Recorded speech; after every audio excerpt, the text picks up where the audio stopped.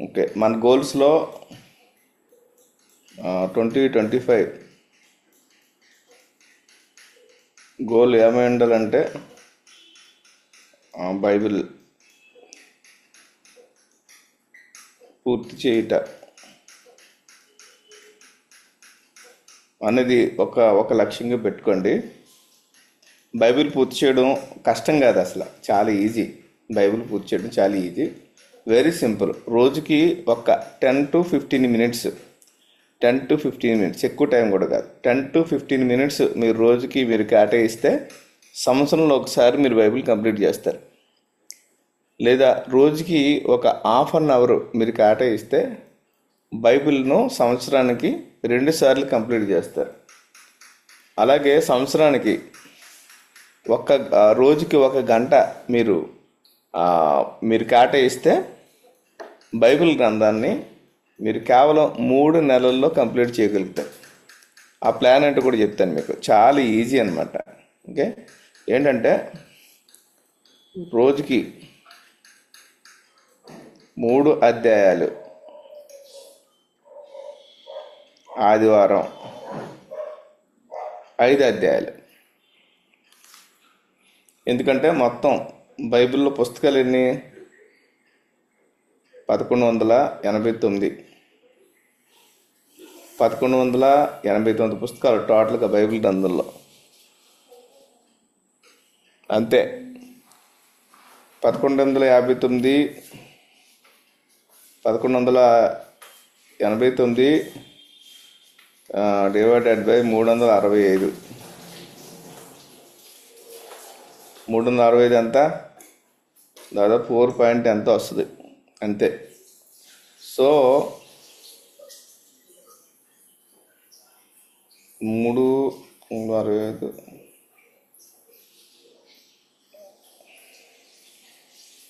అంతేనా? ఇది పరిస్థితి. So it's very very easy ఇలా కంప్లీట్ చేయడం అనేది. ఓకే, సో ఇది ఒక లక్ష్యంగా పెట్టుకొని ప్రతి ఒక్కరు కూడా. అలాగే బైబిల్ గ్రంథాన్ని అంటే క్వైట్ QUIET క్వైట్ టైం, మౌన ధ్యాన సమయం అంటే. ఇదేంటంటే మౌన ధ్యాన సమయం అనేది చాలామంది మంచి ఈ రోజుల్లో దేవుని చేతుల్లో గొప్పగా వాడబడుతున్న వ్యక్తులందరూ కూడా ఉపయోగించే సీక్రెట్ అనమాట.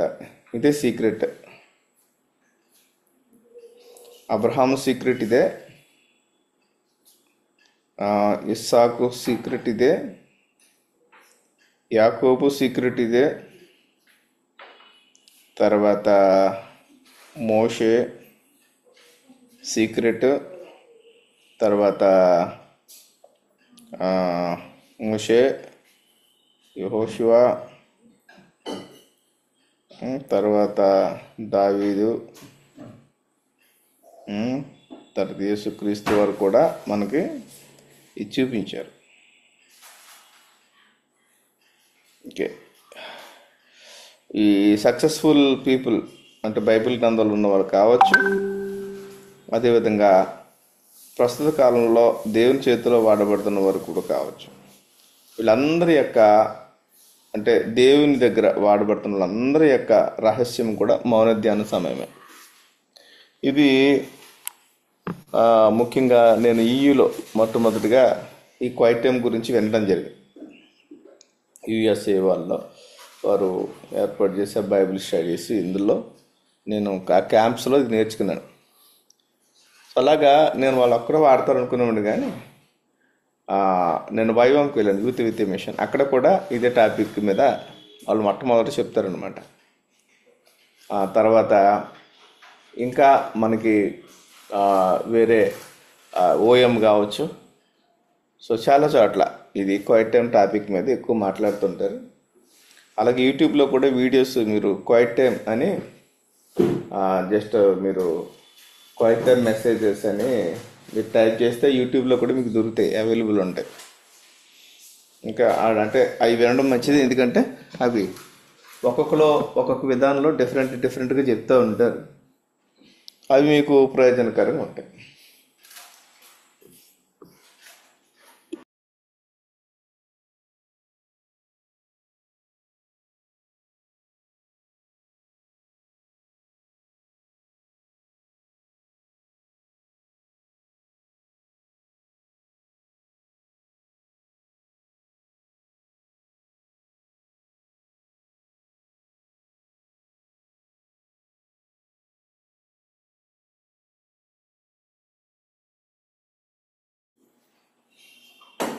కొంతమంది క్వైట్ టైం అంటే బైబిల్ రీడింగ్ అనుకుంటారు, లేదా బైబిల్ స్టడీ అనుకుంటారు. బైబిల్ స్టడీ వేరు, బైబిల్ రీడింగ్ వేరు. బైబిల్ రీడింగ్ ఇదేంటో చదువుకుంటూ వెళ్ళిపోతుంటారు, చదువుకుంటూ వెళ్తారు. Bible reading. Bible study Bible study అంటే ఒక పుస్తకానికి సంబంధించిన స్టడీ కావచ్చు,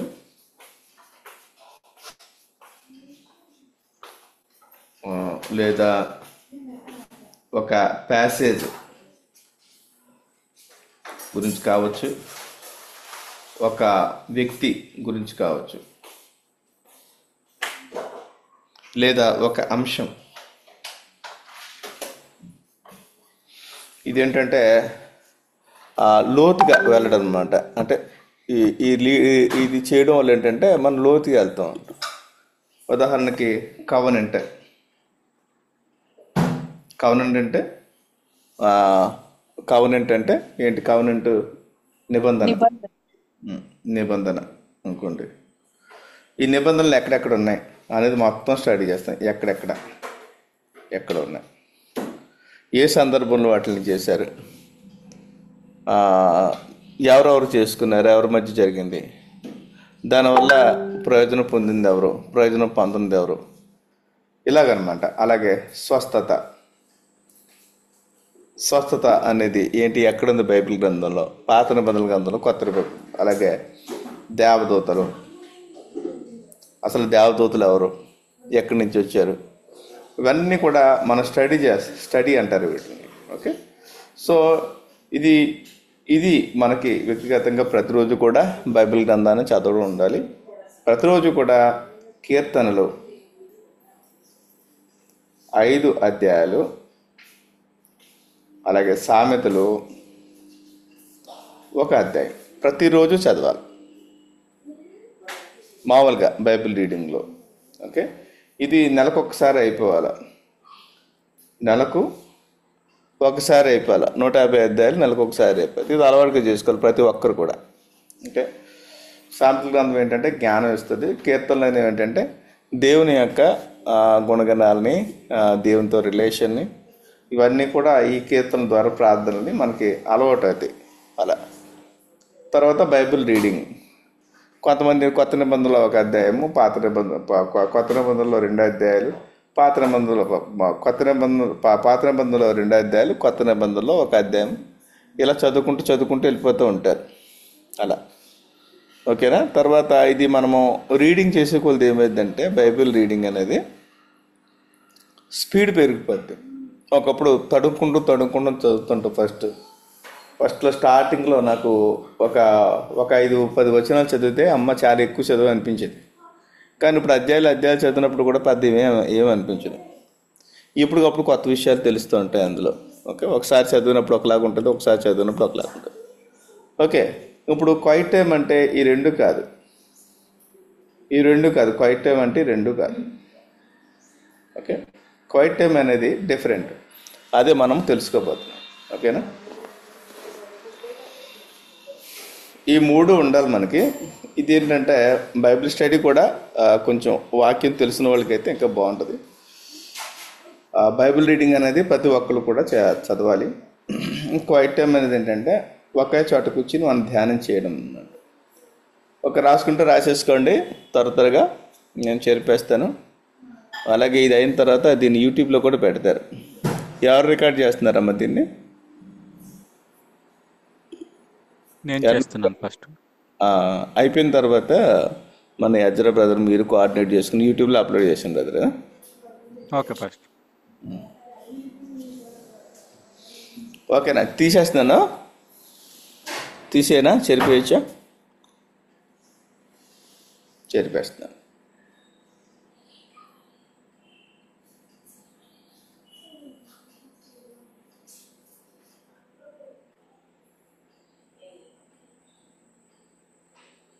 ఓకే, ఒకసారి బైబిల్ గురించి అవగాహన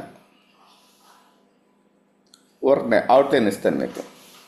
ఓకే, మొట్టమొదట మనము భూమిని తీసుకుందాం. భూమికి ముందు ఏదైనా ఉందా? భూమి సృష్టించక మునిపి ఏదైనా ఉందా? ఎవరైనా చెప్తారా?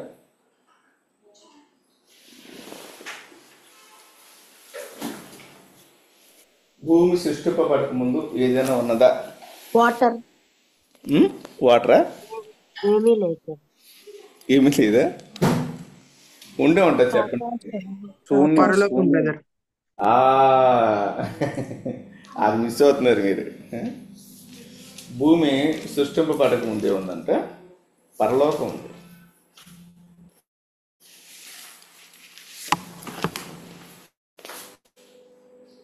పరలోకం అనుకుందండి, ఇది పరలోకం అనుకుందాం. ఓకే, యోబు 38:6 ఒకసారి చదవండి.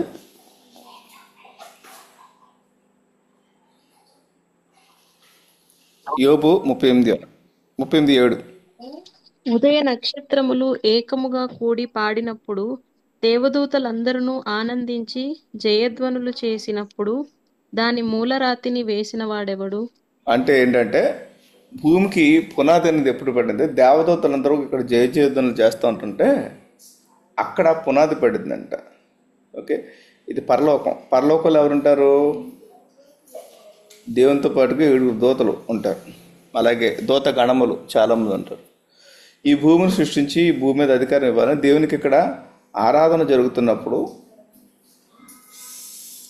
ఆరాధనలో దేవునికి ఒక ఆలోచన వచ్చింది భూమిని సృష్టించాలని. అందుకనే నేను వర్షిప్ గురించి ఎందుకు పదే పదే చెప్తానంటే, కుటుంబ ఆరాధన మనం చేసుకుంటుంటే ఆ ఆరాధన ద్వారా మనకు అర్థమైంది మన పిలుపు ఏంటన్నది అర్థమైంది. అక్కడ సృష్టింపబడాలి మన దర్శనము, మన యొక్క లక్ష్యము, మన గోలు, దేవుని చిత్తం ఏదైతే ఉందో మనం ఆరాధన చేస్తూ ఉన్నప్పుడు మనకి అర్థమైద్ది. ఓకే, సో దేవునికి ఇక్కడ ఆలోచన వచ్చి ఈ భూమిని సృష్టించాడు. మొట్టమొదటి మనిషి ఆదాము. ఆదాముకి 1000 సంవత్సరాల తర్వాత ఎవరు పుట్టారు? అబ్రహాము. అబ్రహాముకు 1000 సంవత్సరాల తర్వాత ఎవరు పుట్టారు? దావీదు.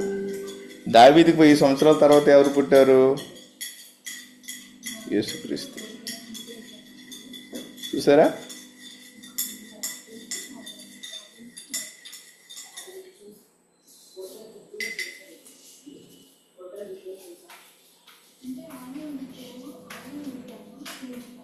అంతేనా?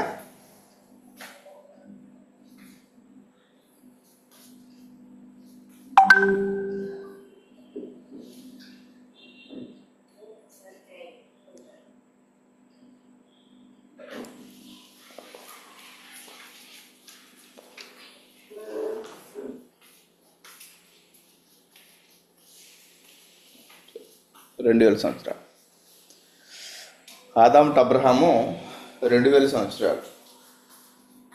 ఓకేనా? అబ్రహాము టు యేసుక్రీస్తు 2000 సంవత్సరాలు. ఓకే, ఇంతలా 2000 ఇయర్స్. 2000 ఇయర్స్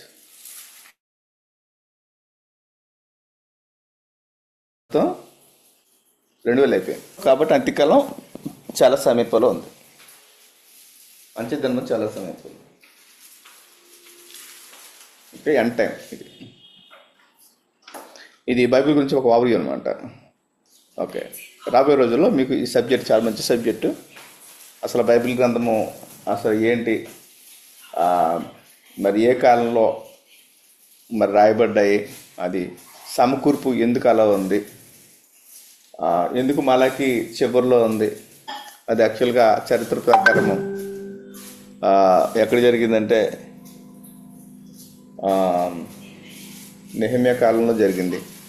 కానీ ఆ బుక్ ఆ చివరికి ఎందుకు వెళ్ళింది, అలాగే అలాగే ఇర్మియా గ్రంథం మరి ఎందుకు అక్కడ ఉంది, అది జరిగింది ధనుర్వృత్తాంతాల గ్రంథం చివరి అధ్యాయాల్లో కదా, మరి అక్కడికి ఎందుకు వెళ్ళింది, అలా కీర్తన గ్రంథం అక్కడ ఎందుకు వచ్చింది, అలా ప్రవక్తల గ్రంథాలు అక్కడ ఎందుకు వచ్చాయి, ఇక్కడ ఎందుకు రాలేదు అనేది విషయాలన్నీ కూడా మనకి బైబిల్ ఓవర్వ్యూ అనే సబ్జెక్ట్ ఉంటుంది. ఆ సబ్జెక్ట్లో చెప్తాను నేను. ఓకే, ప్రస్తుతానికి మనం క్వైట్ టైంలో ఉన్నాం.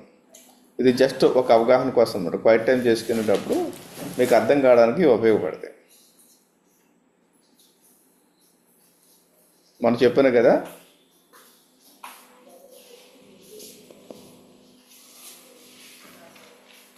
Quiet time is not a reading. Quiet time అనేది ఏంటంటే ధ్యానం మీన్స్ ధ్యానం అంటే శ్వాస మీద ధ్యాస కాదు. ఏంటంటే వాక్యం మీద ధ్యాస.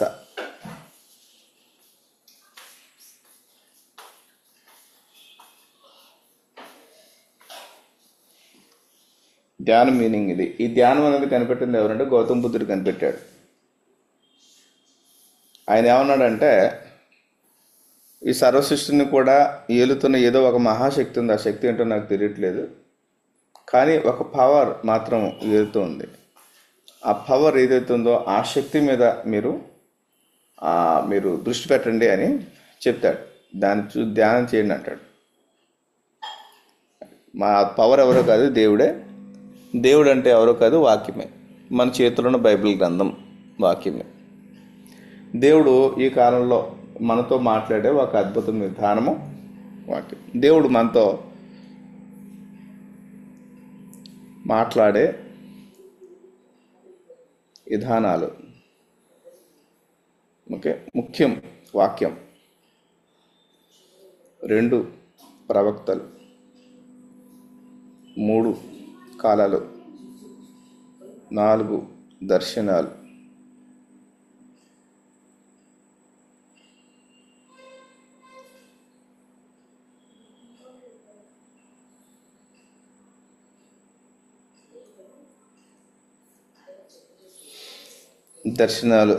ఇంకా 5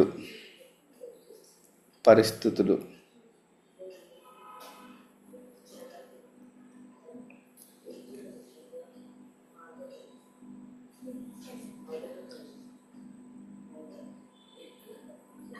ఇంకా ఉన్నాయి దేవదూతలు.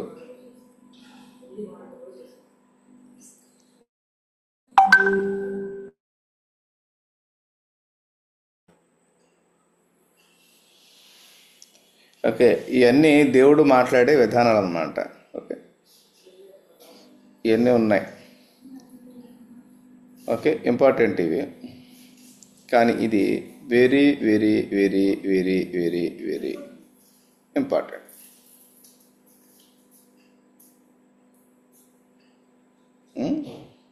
సో కొన్నిసార్లు ప్రవక్తలు కొన్నిసార్లు భావోద్రేక వల్ల చెప్పొచ్చు. కళలో కూడా కొన్నిసార్లు శరీర అలసట, 2 సైతాన్ కూడా భయపెట్టే కళలు రప్పిస్తాడు. 3 దేవుని నుండి కూడా కళలు వస్తాయి మనకి. ఓకే, సాధారణంగా కొంతమంది అంటే దీని మీద స్టడీ చేసే స్కాలర్స్ తెలియజేసిన వాళ్ళ అభిప్రాయం ఇది 100% కరెక్ట్ కాదు, ఒక అభిప్రాయం మాత్రమే. ఎలాగ అయ్యి ఉండొచ్చు అనేది, శరీర అలసట వల్ల మనం పడుకునే టైం ఏదైతే ఉందో అది 9 to 1. శరీర అలసట వల్ల వచ్చే కళలు, మనం ఏదైతే చదువుతామో రాత్రులు, ఏదైతే చూస్తామో, ఏదైతే పడుకో ముందు వింటామో వాటిని బట్టి కళలు వస్తూ ఉంటాయి. అప్పుడప్పుడు ఇవి కొన్ని మనకి మన జీవితంలో జరగవచ్చు, కానీ చాలా వరకు జరగవు. ఒక 20%, 10% జరగడానికి అవకాశం. అందుకనే పడుకునే ముందు ఎప్పుడు కూడా దేవుని వాక్యాన్ని చదువుకుని కుటుంబ ఆరాధన చేసుకుని మనము మరి మన దర్శనం గురించి మనం మాట్లాడుకుని మనం నిద్రపోవాలి. నిద్రపోయినప్పుడు అవే మనం ఏదైతే చివరిగా మాట్లాడుకున్నామో కళల రూపంలో వస్తుంటాయి. కొన్నిసార్లు అందులోని జవాబులు కూడా రావడానికి అవకాశం ఉంది. మన ప్రార్థనకి లేదంటే మనం ఏదైతే అనుకున్న వాటికి కూడా సమాధానం రావడానికి అవకాశం. అలాగే 1 గంట నుంచి 3 గంటల వరకు నైట్ నిద్ర సమయంలో వచ్చేది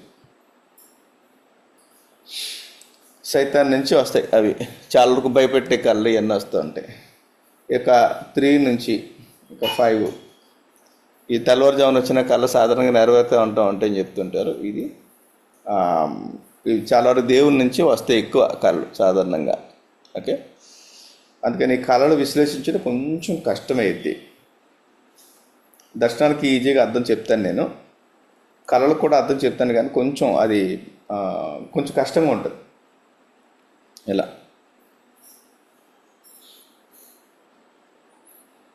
ఓకే, కొంతమంది వాక్యం ఉంది కదా, వాక్యం ఉన్నప్పుడు వీటితో పని ఏంటి అని కూడా కొంతమంది అడుగుతూ ఉంటారు.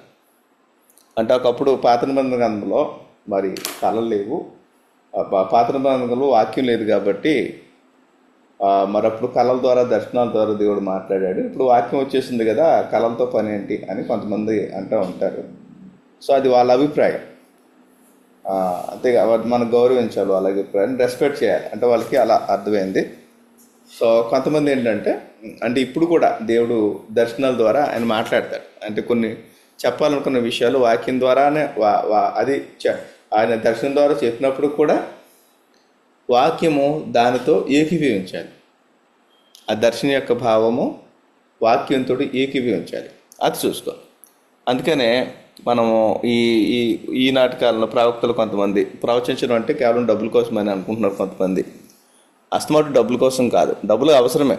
కొన్నిసార్లు ఏంటంటే మరి ఒక ప్రవక్త దగ్గరికి వచ్చినప్పుడు తన ఆర్థిక సంబంధించిన విషయాలు తను చెప్పినప్పుడు, తన శిష్యుడు చనిపోయినప్పుడు వాళ్ళ యొక్క భార్య వస్తుంది అనమాట. నా భార్య నా పిల్లల్ని అప్పుల వాళ్ళు బానిసలుగా తీసుకోవడానికి వస్తూ ఉన్నారు, అప్పులు అయిపోయినాయి అనేసి ఎలీషా దగ్గరికి వచ్చినప్పుడు ఆయన కొండలతోటి ఒక అద్భుతాన్ని జరిగించి ఆయిల్ అమ్మేసుకుని నీ అప్పులు తీర్చుకుని తర్వాత ఉన్న దాంతో నీ జీవితం అంతా బతుకని చెప్తూ ఉంటాడు.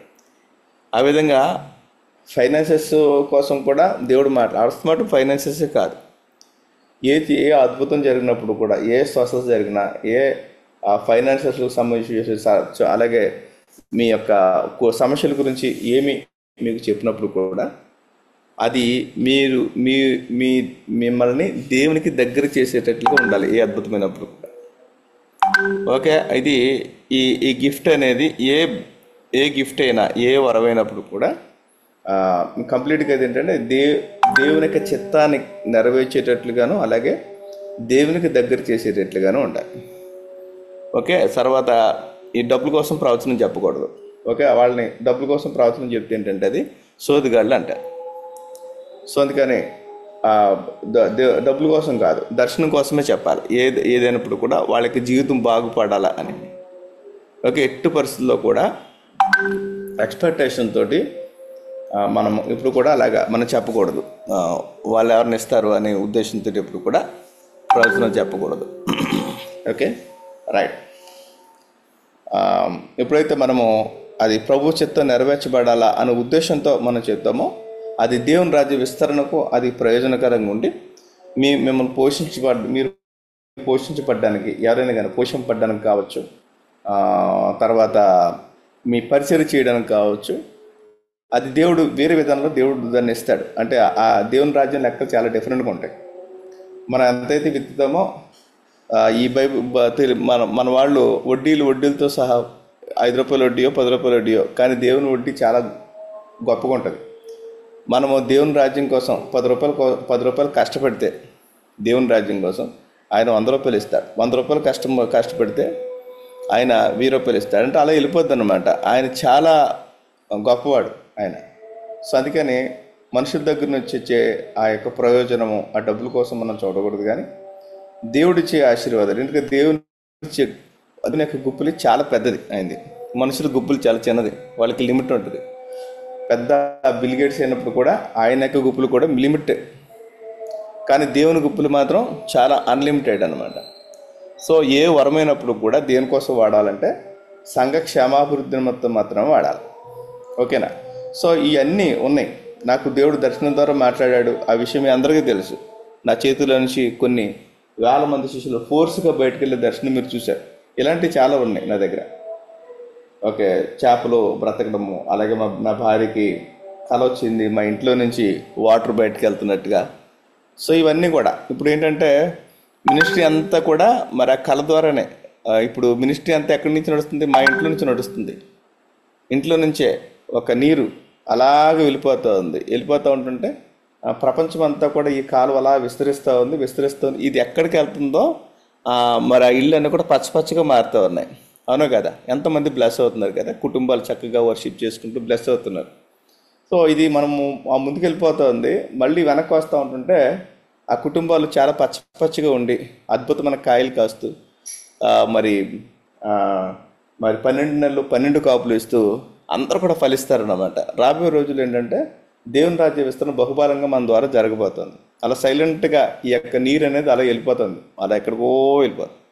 అంటే ఒక కళ ద్వారా తీసుకునే నిర్ణయం అనమాట. అలాగే ఒక దర్శనం ద్వారా, నా చేతిలో శిష్యులు వెళ్తున్న ఆ దర్శనం ద్వారా, అలాగే అనేక చేపలు మన హబ్లోకి పడుతూ ఉంటుంటే అవన్నీ కూడా బ్రతికి ఏటికి ఎదురెదుతున్నాయి. చాలామంది మరి ఆ కుటుంబాల్లో ఉన్న సమస్యలను బట్టి, మరి ఇంట్లో ఉన్న వాళ్ళని కోల్పోయిన వాళ్ళని బట్టి ఎంతో నిరుత్సాహంతో మరి అంటే చచ్చిపోయిన చేపలు అలా కుట్టుకుపోతూ ఉంటాయి, బతికిన చేపలు నీటికి ఎదురెదుతాయన్నమాట. అలాంటి వాళ్ళు మన దగ్గరికి కలిసి మరి మళ్ళీ వాళ్ళు ఉద్యోగాన్ని పొందుకుని వాళ్ళు మళ్ళీ తిరిగి మనుషులుగా మారి, సో ప్రయోజకులుగా మారి మళ్ళీ పోరాడే వాళ్ళుగా మన ద్వారా మార్చిపెడుతున్నారు. ఇటువంటి సాక్ష్యాలు మనకి దాదాపు 100 మంది విద్యార్థులు జాయిన్ అయితే కనీసం 40% అన్న ఉంటాయి ఇలాంటి సాక్ష్యాలు మన దగ్గర. అదవుతుందండి. సో ఇవన్నీ ఉన్నాయి, దర్శనాలు కానీ కళలు అన్నీ ఉన్నాయి. ఇవన్నీ ఉన్నప్పుడు కూడా వాక్యంతో విభేదించే ఏ కళ ఏ దర్శనం కరెక్ట్ కాదు. వాక్యం దాన్ని సమర్థించాలి. అందుకని వాక్యంతో మనకు కనెక్ట్ అవ్వాలి ఎప్పుడు కూడా. ఎందుకంటే ప్రవక్తల కంటే చాలా గొప్పది వాక్యం, దర్శనాల కంటే వాక్యమే గొప్పది. ఇక కళల కంటే దర్శనాల కంటే మరి అన్నిటికంటే వాక్యమే చాలా గొప్పది. అందుకని దేవుడు పాత నిబంధన గ్రంథంలో వాక్యం లేదు, అబ్రహాం కాలంలో వాక్యం లేదు.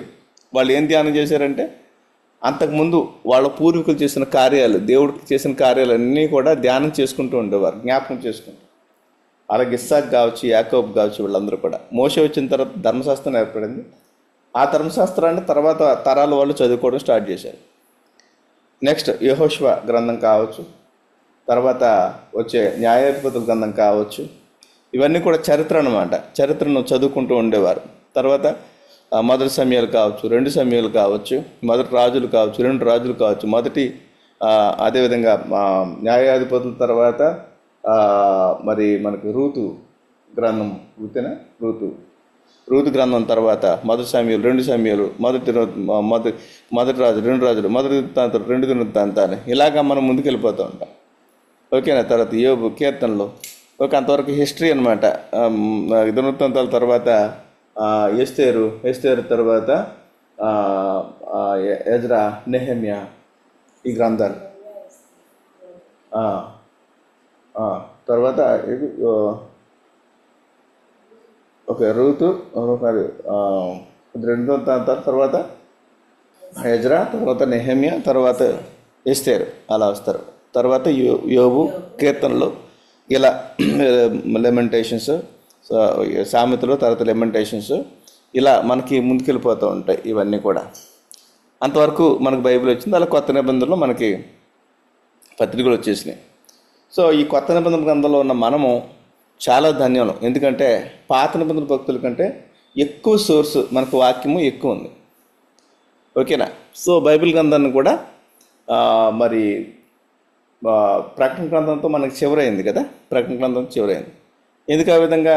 ఇంకా చాలామంది లెటర్స్ రాశారు, చాలామంది ఉత్తరాలు రాశారు, అవన్నీ కూడా బైబిల్ గ్రంథంలో చేర్చలేదు. సో ఈ లెటర్స్, పౌలు రాసిన లెటర్స్ కావచ్చు, పేతురు రాసిన లెటర్స్ కావచ్చు, యాకోబు రాసిన ఉత్తరాలు కావచ్చు, ఫిబ్రవరి పత్రిక కావచ్చు, రివలేషన్స్ కావచ్చు, ఇవన్నీ ఏంటంటే ఆ నాటకాలలో ఆయా ప్లేసెస్లో సంఘాలు ఉండేవి. ఆ సంఘాలను బలపరచడానికే వాళ్ళు ఉత్తరాలు రాసేవారు. ఆ తోలు మీద చక్కని ఉత్తరాలు రాసి అవి పంపించేవారు. మనకైతే బైబిల్ గ్రంథం అందరి చేతుల్లో ఉంది, కానీ అప్పుడు బైబిల్ ఉండేది కాదు. సో ఆ ఉత్తరాలని వాళ్ళు ఏం చేసేవారంటే ఒక సంఘం తర్వాత ఇంకో సంఘానికి, ఒక సంఘం తర్వాత ఇంకో సంఘానికి అలా పంపిస్తూ ఉండేవారు అనమాట. పంపించుకుంటూ వెళ్తే అందరూ కూడా ఏం చేసేవారంటే వాటిని వినేవారు. ఎక్కువ సంఘాలు తిరిగిన పత్రికలు కొరింథీ పత్రిక ఒకటి, తర్వాత గలతీ పత్రిక ఒకటి, తర్వాత కొలస్సీ పత్రిక, ఎఫెసీ పత్రిక, హెబ్రీయులకు రాసిన పత్రిక, యాకోబు పత్రిక, మొదటి పేతురు, రెండో పేతురు, అలాగే మొదటి యోహాను, రెండో యోహాను, మూడో యోహాను, తర్వాత ప్రకటన, ఇవన్నీ కూడా ఎక్కువ తిరిగినాయి. అన్నీ కూడా ఎక్కువ చోట్ల తిరిగినాయి. అది కూడా యేసుక్రీస్తు వారు చనిపోయి తిరిగి లేచిన తర్వాత 100 సంవత్సరాల కాలంలో ఏమైతే ఎక్కువ తిరిగాయో వాటిని మాత్రమే బైబిల్ గ్రంథంలో చేర్చారు. అందుకని 66 పుస్తకాలు ఉన్నాయి. ఓకేనా? తర్వాత మరి కంటిన్యూ అయితే, ఆ బైబిల్ కానీ కంటిన్యూ అయితే తప్పకుండా మార్టిన్ లూథర్ పేరు ఉండేది, తప్పకుండా విలియం కేరీ గారి పేరు ఉండేది, తప్పకుండా విశ్వాస వీరుల జాబితాలో మన అందరి పేర్లు ఉండేవి. దేనికి మహిమ. ఓకే, అయితే అప్పటి వరకు ఉన్నాయి. అవన్నీ కూడా మనం చదువుకోవాలి. మనం చదువుకుని వాటిని చక్కగా మనం ధ్యానం చేసుకోవడానికి దేవుడు మంచి అవకాశం ఇచ్చాడు. ఓకేనండి? రైట్. ఓకే, అర్థమైంది కదా? ధ్యానం అంటే శ్వాస మీద ధ్యాస కాదు, వాక్యం మీద ధ్యాస. ఇది గుర్తుపెట్టుకోండి. బైబిల్ స్టడీ వేరు, బైబిల్ రీడింగ్ వేరు, అలాగే బైబిల్ ధ్యానం వేరు. ఇప్పుడు మనం ధ్యానం అనేదాన్ని నేర్చుకుందాం.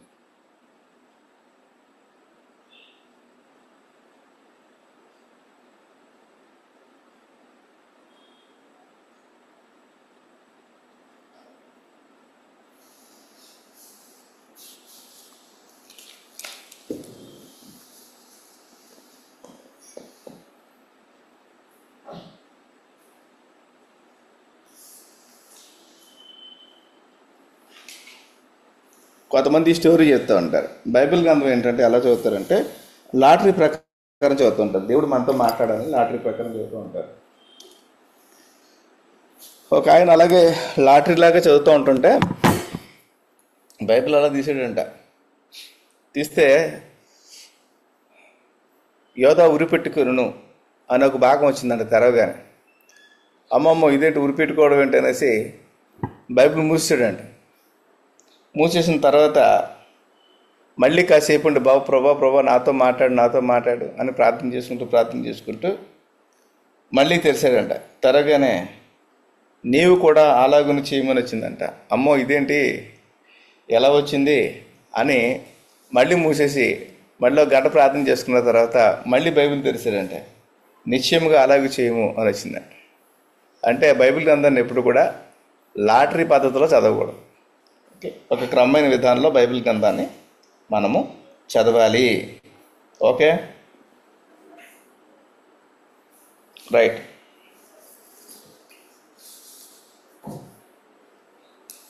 బైబిల్ గ్రంథంలో వాక్యాన్ని ధ్యానం చేసిన వాళ్ళు అబ్రహాము,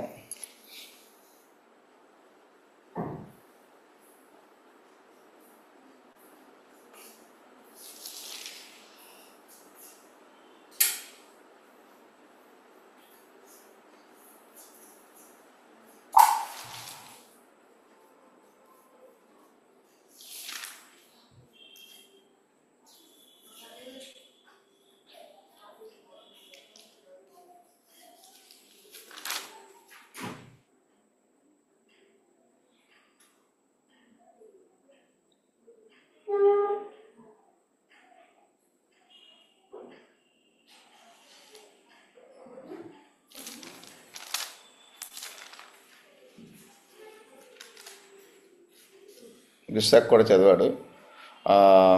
ఆదికాండం 24వ అధ్యాయంలో అరవై మూడో వచనం చూస్తే ఏముందంటే అక్కడ, సాయంకాలం ఇస్సాకు పొలంలో ధ్యానింప వెళ్ళి కన్నులెత్తి చూసినప్పుడు ఒంటెలు వచ్చి చుంటెను.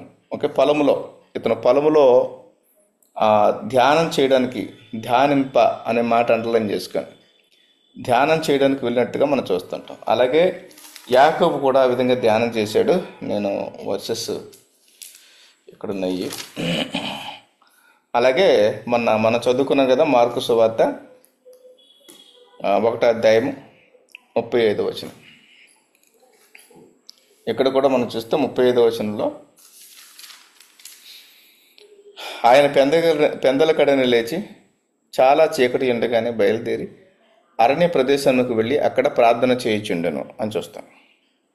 అంటే అరణ్య ప్రదేశం అంటే మనం ఎప్పుడైనా ఒక మీనింగ్ఫుల్ క్వైట్ టైం చేసుకోవాలంటే,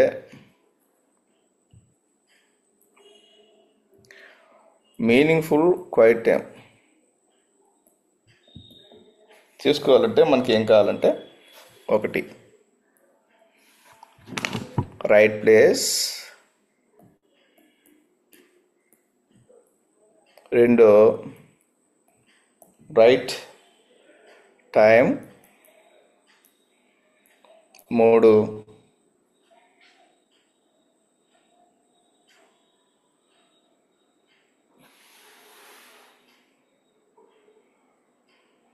రైట్ టైం రైట్ ప్లేస్. రెండే రైట్ ప్లేస్ అనేది, ఇప్పుడు యేసుక్రీస్తు వారి అరణ్యం ఉంది, యాకోబు ఏమో పొలములో అని ఉంది. అంటే మనం separate from the family or separate from the crowd.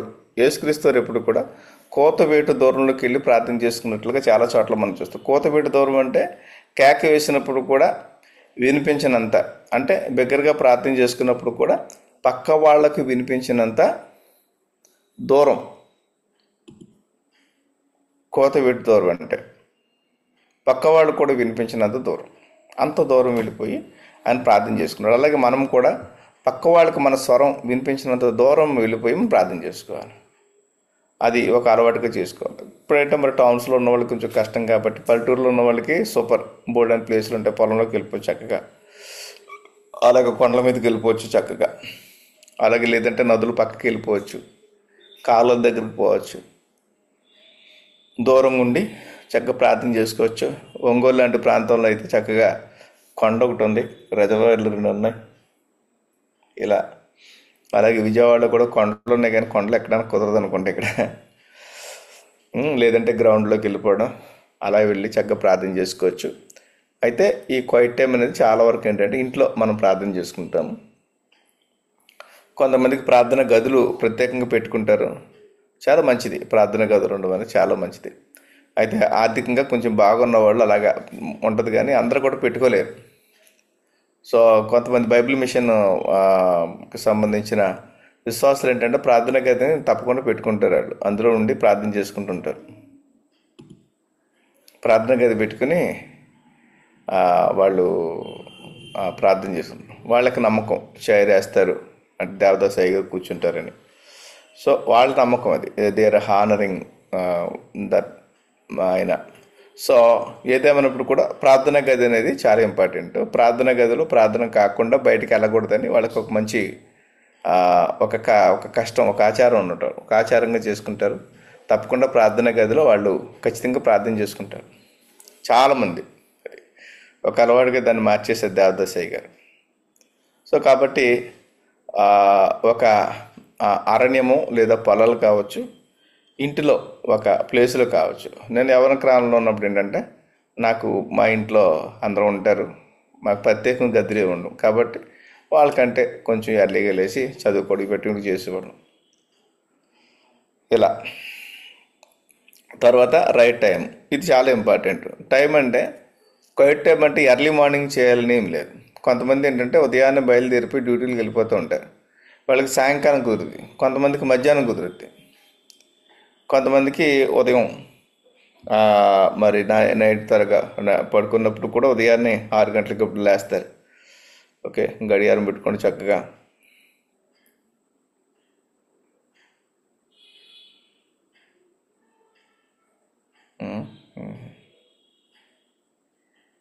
9 చూసుకోండి.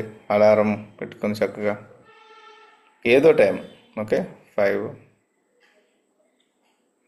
4, 10, 11, 8, 7 కనుక్కోండి. లేకపోతే 7కి పెట్టుకోవచ్చు, లేదా 4కి లేవచ్చు, 3కి లేవచ్చు. కొంతమంది 3కి లేచి ప్రార్థన చేసుకోవడం కొంతమందికి అలవాటు. అందరూ కూడా అలా చేయలేరు. 3కి అలా చేసేవాళ్ళు ఏంటంటే తప్పకుండా 9 గంటలు పడుకోవాలి.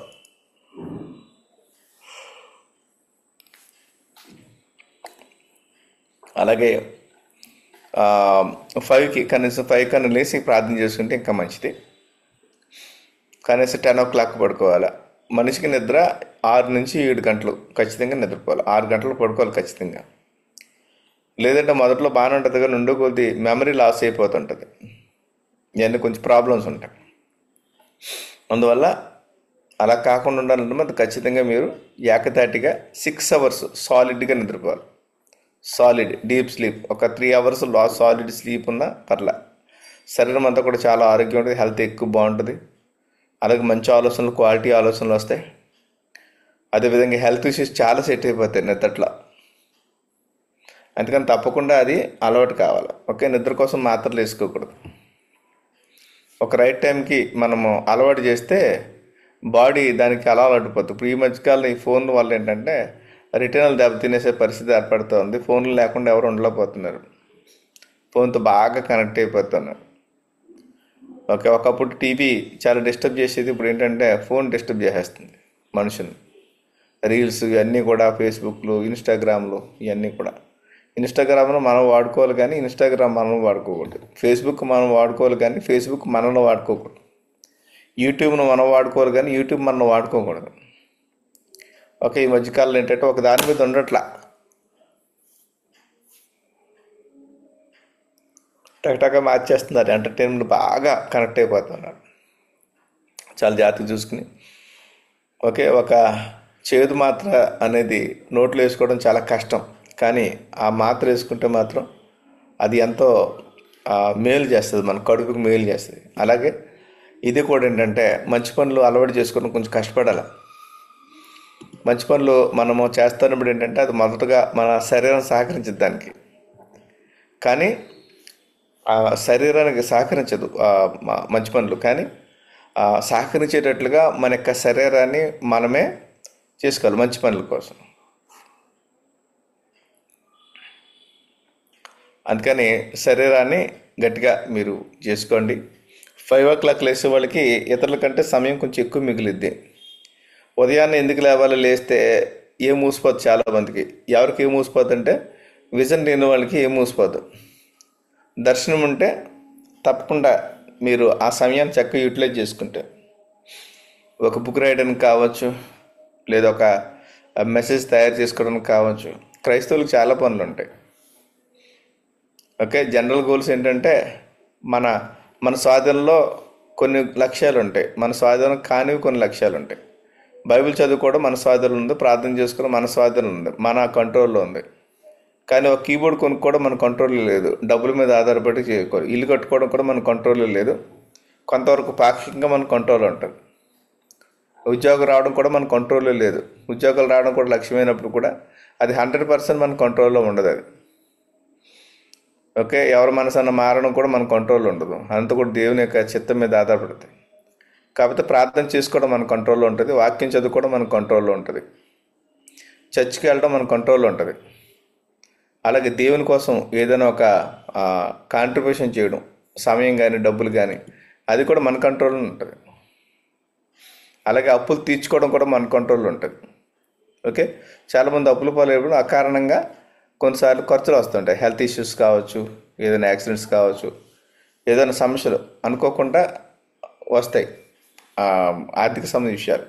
అయితే కొన్ని స్వయం కృతాపరాధాలు కూడా వస్తూ ఉంటాయి. మనకు వచ్చే ఆదాయానికి మనం పెట్టే ఖర్చులు ఎక్కువైపోవడం వల్ల కూడా ఇవి ఖర్చులు పెరిగిపోయి కూడా చాలామంది అప్పుల పాలు అయిపోతుంటారు. అందుకని అప్పుల పాలు అవుతున్నప్పుడు స్వయం కృతాపరాధం వల్ల వచ్చిందా లేదా అనుకోకుండా అన్ఎక్స్పెక్టెడ్గా వచ్చిందా కూడా చూసుకోవాలి. అలాగే ఒక ఆ మినిస్ట్రీ పెట్టుకోవడానికి లోన్ తీసుకోవడం తప్ప, మినిస్ట్రీ కాదు, ఒక వ్యాపారం పెట్టుకోవడానికి లోన్ తీసుకోవడం తప్పేం కాదు. మినిస్ట్రీ కూడా కొన్నిసార్లు లోన్ తీసుకోవడం తప్పేం కాదు. కానీ మరి ఆ కెపాసిటీకి మించిన అది కూడా ఒక ట్రాప్, సైతాన్ ట్రాప్ అన్నమాట. ఆ ట్రాప్లో పడకూడదు. దేవుని పిల్లలకు అప్పులు ఉండకూడదు. అప్పు ఎప్పుడున్నప్పుడు కూడా తీసేయాలి. అలాగే కొంతమంది అప్పులు తీసుకుని ఎగ్గొట్టేయడం అలవాటు ఉంటుంది. చాలా రాంగ్ స్టోరీ అది. అప్పులు తీసుకుని మనం ఎగ్గొట్టకూడదు, అసలు చాలా రాంగ్. అప్పుల మీద బతికేస్తుంటారు కొంతమంది. సో ఒక సామెత కూడా ఉంది, అప్పు అప్పుడే విరోధం అని. నువ్వు ఎవరికైనా చేయగలిగితే సహాయం చేయడం, కానీ అప్పు మాత్రం ఇవ్వకండి. అవి రావనుకున్నట్టుగానే ఇవ్వండి. ఎందుకంటే డబ్బుల కంటే రిలేషన్స్ చాలా ఇంపార్టెంట్. ఏం చేసినప్పుడు రిలేషన్ మీద ఆధారపడి మనం ఏదైనా చేయాలి. ఓకేనండి. So very very important. అందుకని ఒక దర్శనం పెట్టుకోండి, చక్కగా ఒక లక్ష్యం పెట్టుకోండి. అలాగే రైట్ టైం, రైట్ ప్లేస్. ఓకేనా. ప్రతి ఒక్కరి దగ్గర నోట్బుక్ ఉండాలా, అలాగే పెన్ ఉండాలా. తర్వాత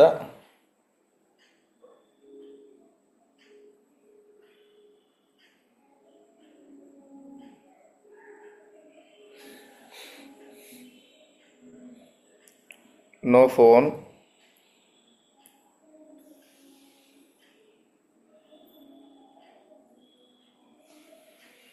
నో టీవీ,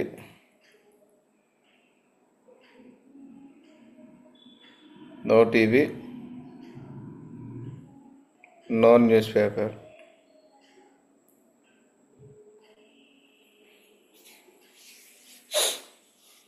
ఇంపార్టెంట్ ఇవి.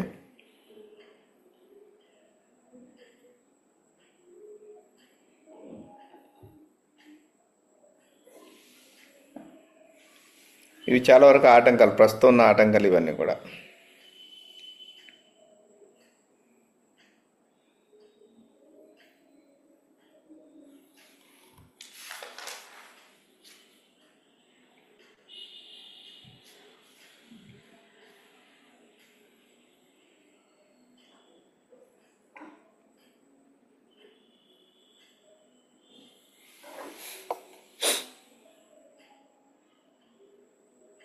Quiet time is personal.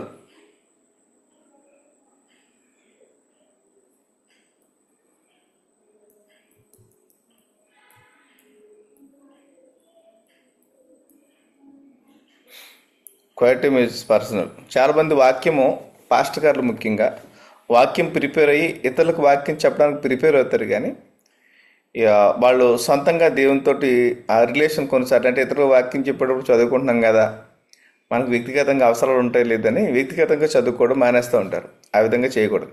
అది కూడా ఒక ట్రాప్. ఇతరులకు బోధిస్తున్న మనము, ఇతరులకు బోధిస్తున్న సేవకులు ముందు మనకు మనం బోధించుకోవాలా. మనకు మనం బోధించుకుంటే ఏంటంటే ఇతర వాళ్ళకి చెప్పడానికి చాలా ఎఫెక్టివ్గా ఉంటుంది. అందుకని చూడండి, యాకోబు పత్రికలో ఒక మాట ఉంటుంది,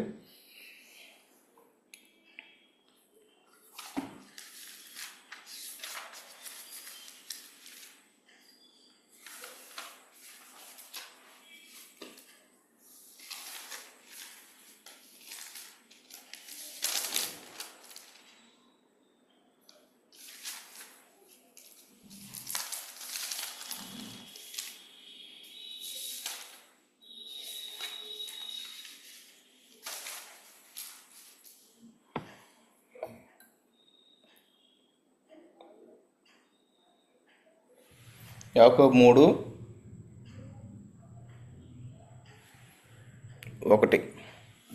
ఇక్కడేముందంటే, నా సహోదరులారా, బోధకులమైన మనము మరి కఠినమైన తీర్పు పొందుదమని తెలుసుకుని మీలో అనేకులు బోధకులు కాకుండుడి అంటాడు. సో బోధకులు అంటే చెప్పేవాళ్ళకి కొంచెం కఠినంగా ఉంటుంది. అందువల్ల మీరు బోధకులు కాకుండా ఉండడం మంచిదని చెప్తూ ఉంటాడు. దాని మీనింగ్ ఏంటంటే కాకూడదని కాదు, అవ్వండి, కానీ మీ భక్తి ఎలాగుండాలంటే మీ విశ్వాసాల కంటే చాలా అధికంగా ఉండాలి అని చెప్పే భావం అదంతే, కాకూడదని కాదు. సో చాలా ఇంపార్టెంట్. అందుకని పర్సనల్ ప్రేయర్ అనేది వీళ్ళకి కూడా చాలా ఇంపార్టెంట్. ఇప్పుడు చూడండి, చాలామంది వాకింగ్ చేస్తే బూతులు తిడుతున్నారు. పాస్టర్లు కొంతమంది బూతులు తిడుతూ ఉంటారు. దాని అర్థం ఏంటంటే వాళ్ళకి దేవునితో సరైన రిలేషన్ లేదని అర్థం.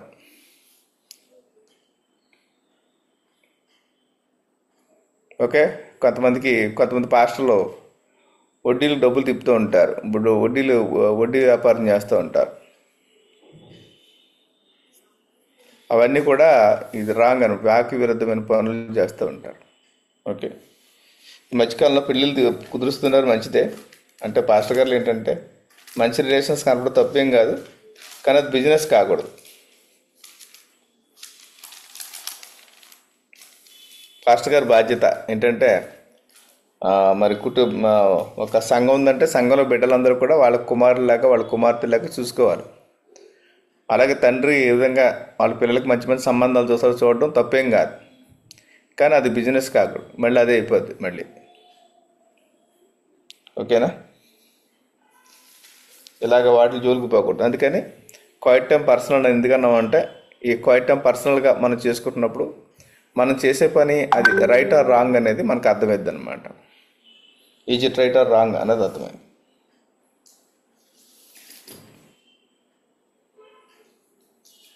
ఓకేనండి. సో ధ్యానించే విధానం ఏంటంటే,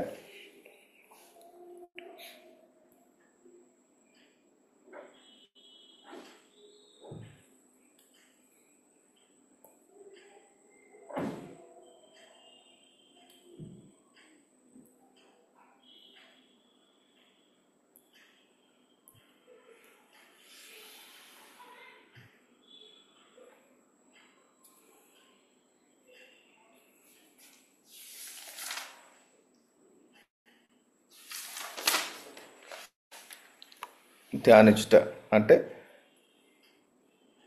ఆలోచించాలి. అంటే వాక్యం ద్వారా నాకు దేవుడు ఏమి కమ్యూనికేట్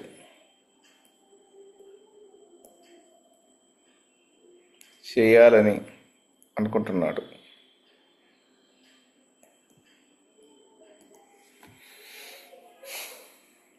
దేవుడు నాకు వాక్యం ద్వారా ఏమి కమ్యూనికేట్ చేయాలనుకుంటున్నాడు, ఇంకా అది ఆలోచించాలన్నమాట. ఓకేనా. సో ఉదాహరణకి అంటే సులువుగా ఉన్నదని మనం తీసుకుందాం ప్యాసేజ్. ఒకసారి కీర్తన గ్రంథం తీయండి, 1వ అధ్యాయం. ఇక్కడ చాలా బాగుంటుంది. దుష్టుల ఆలోచన చెప్పున్నాడు ఒక పాపుల మార్గం నిలవక, యెహోవా ధర్మశాస్త్రం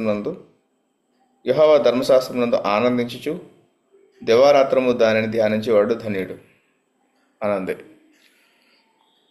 దుష్టుల ఆలోచన చెప్పున నడువక, పాపుల మార్గం నిలవక, అపహాసకులు కూర్చుంటే చోటను కూర్చుంటక, యెహోవా ధర్మశాస్త్రం నందు ఆనందించుచు దేవారాత్రంలో ధ్యానించేవాడు ధన్యుడు. అతడి నీటి కాలంలో ఎవరైనా నాటబడినదే, ఆకు వాడక తన కాలమందు ఫలమిచ్చు చెట్టు వలె నుండును, అతడు చేయని దాంతో సఫలమగును అని అంటాయి. అంటే ఎలా ఆలోచించాలి? దుష్టుల ఆలోచన చొప్పున నడువక అనుంది. దుష్టుల ఆలోచన చొప్పున నడువక అనుంది. అంటే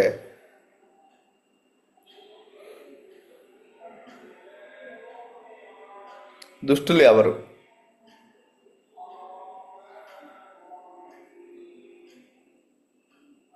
దుష్టులు ఎవరు అని ఆలోచించు.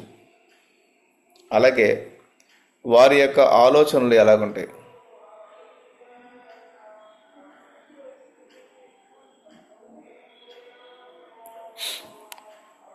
దుష్టులు ఎవరు, వాళ్ళ ఆలోచనలు ఎలాగుంటాయి? వీళ్ళు ఎవరంటే దుష్టులు అనేవాళ్ళు వాళ్ళు సెల్ఫ్ సెంటర్డ్ పర్సన్స్ అన్నమాట. సెల్ఫ్ సెంటర్డ్ అంటే సెల్ఫ్ సెంటర్డ్ పీపుల్ ఎప్పుడు కూడా నేను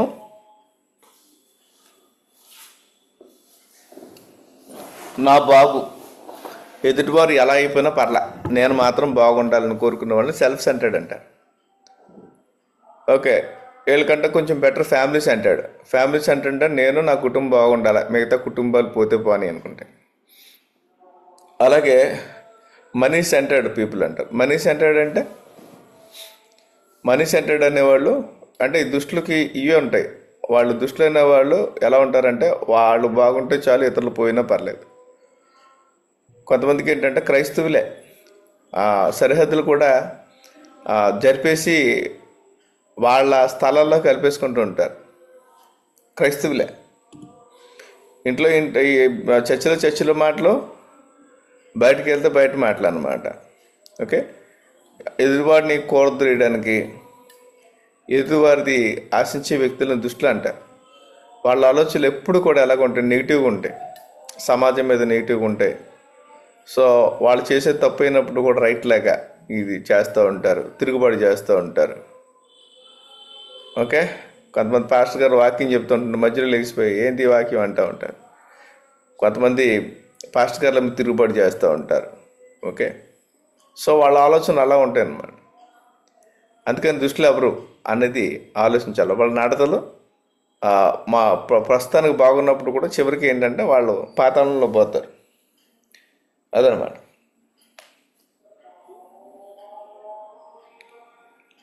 వాళ్ళ క్రియలు కూడా ఇతరులకు కీడు చేస్తాయి, ఇతరులకు కూడా హాని చేస్తాయి. అందుకని దుష్టులు ఎవరు అని వాళ్ళ ఆలోచనలు, ఇంకేంటి క్రియలు ఎలా ఉంటాయి.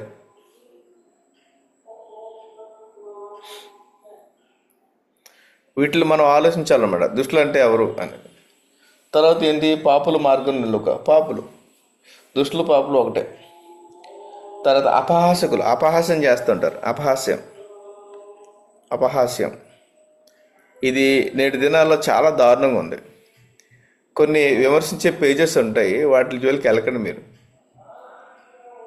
వాళ్ళు రెచ్చిపోయి, ఇప్పుడు పీడి సుందరరావు గారు నాకు ఆయన ఉండేవాడు, మీకు అందరికీ తెలిసిన అతనే. అతను మామూలుగా ఉన్నాడు కానీ ఒకప్పుడు చాలా భయంకరంగా అందరిని అపహాస్యం చేసేవాడు. పాస్టర్ గారిని అపహాస్యం చేసేవాడు, ఏసన్న గారిని తిట్టేవాడు. తర్వాత ఈయన డిజిఎస్ దినకరన్ గారిని తిట్టేవాడు. అలాగే ఇంకా అందరినీ, ఆయనకి నోటికి వచ్చిన ప్రతి ఒక్కరిని తిట్టేవాడు. భక్త్ సింగ్ గారిని తిట్టేవాడు, ఇంకా బైబిల్ దేవదాసాయి గారిని తిట్టేవాడు. ఇంకా ప్రపంచవ్యాప్తంగా కొంతమంది దైవజనులు ఉంటారు, వాళ్ళని తిట్టేవాడు. మళ్ళీ సవాల్ చేస్తాడు కొంతమందికి, బెనిహిన్ నీకు దమ్ముంటే రా, మన ఇద్దరు డిబేట్ చేద్దాం రా అంటాడు. ఆ బెనిహిన్ గారు ఎక్కడ ఉంటాడు, ఈయన ఎక్కడ ఉంటాడు. తర్వాత రోజు మళ్ళీ మీటింగ్ పెట్టి అంటాడు, చూసావా నా మాటకి భయపడి బెనిహిన్ రాలేదు అంటాడు. ఆయన ఎవరు, ఆయన ఏంటి, ఆయన పరిస్థితి ఏంటి. ఒక ఆయన కేసు కూడా పెట్టాడు ఆయన మీద, నువ్వు అసలు చెప్పింది ఇది ఓడిపోయాడని చెప్పడం ఏంటి అని. సో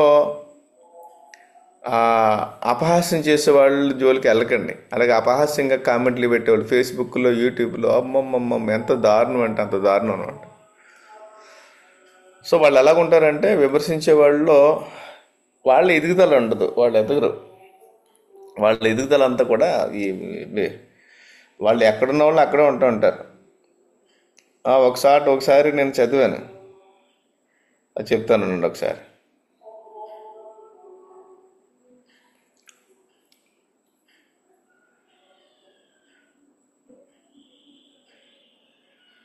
ఓకే,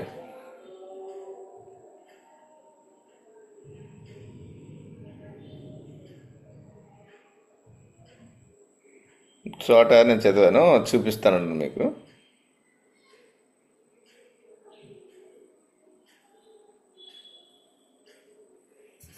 అపహాస్యం, ఎందుకంటే నేటి దినాల్లో ఇది చాలా ఇంపార్టెంట్. ముఖ్యంగా మన పిల్లల్ని ఇలాంటి వాటిలో ఇన్వాల్వ్ చేయకుండా, అసలు ఏది కూడా ఎక్స్ట్రీమ్ వెళ్ళకూడదు. ఏ మతమైనప్పుడు కూడా ఎక్స్ట్రీమ్ అనేది వెళ్ళకూడదు. ఎక్స్ట్రీమ్కి వెళ్ళిపోయి గొడవలు పెట్టేసుకొని అంతా వెళ్ళకూడదు. ఓకే, మన దాకా వస్తే మన పోరాలు తప్పదు. కాకపోతే ఏంటంటే దేనికి కూడా ఎక్స్ట్రీమ్కి వెళ్ళకండి.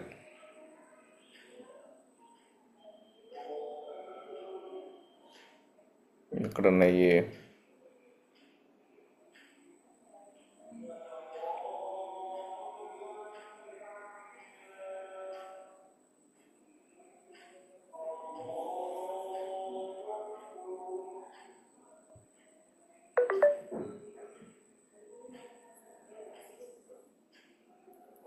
ఆల్రెడీ ఉంది. సరే, నేను చేస్తాను. నన్ను ఎగతాళి చేసిన వారిని నేను వేగంగా ముందుకెళ్ళి వెనక్కి చూశాను. పాపం వారు ఉన్న చోట ఉండి మరొకరిని ఎగతాళి చేస్తూనే ఉన్నారు. నాకు ఇది ఫేస్బుక్లో వచ్చిందనమాట. నన్ను ఎగతాళి చేసిన వారిని నేను వేగంగా ముందుకెళ్ళి వెనక్కి చూశాను. పాపం వారు ఉన్న చోటే ఉండి మరొకరిని ఎగతాళి చేస్తున్నారు. వీళ్ళని అపహాసకులు అంటారు. అపహాసకుల యొక్క ఫేస్బుక్లో మీరు కామెంట్లు పెట్టిన మన పాస్టర్ గారు ఆ మ్యూజిషియన్స్ని గద్దిస్తూ ఒక వాక్యం చెప్పారు. ఆయన మంచి పాస్టర్ గారు, చాలా మంచోడు ఆయన. ఇది చూడండి, నన్ను ఎగతాళి చేసిన వారు నేను వేగంగా ముందుకెళ్ళి వెనక్కి తిరుగుతాను. పాపం వాడు ఉన్న చోటే ఉండి మరొకరిని ఎగతాళి చేస్తున్నాను. సో ఎగతాళి చేసేవాళ్ళని చూడండి, వాళ్ళు ఉన్న చోట అక్కడే ఉంటారు. ఇప్పుడు ఎవరైనా ఆయన చెప్పాను కదా, పీడి సుందరరావు గారు, ఇప్పుడు ఎక్కడున్నాడు, అక్కడ ఉన్నాడు ఆయన. ఆయన ఎంతవరకు వెళ్ళిపోయాడంటే, ఆ పీడి సుందరరావు గారు ఆయన ఇక సాధారణంగా ఏంటంటే ఎవరు పెద్దగా జోక్యం చేసుకోరు. అలాగే హిందువులను తిట్టేవాడు భయంకరంగా వాళ్ళ మంత్రాలను కావచ్చు, వాళ్ళ విధానాలను కానీ సో ఓపెన్గా తిట్టేసి వాళ్ళని సవాల్ చేసేవాడు, రెండర దమ్ముంటేనే.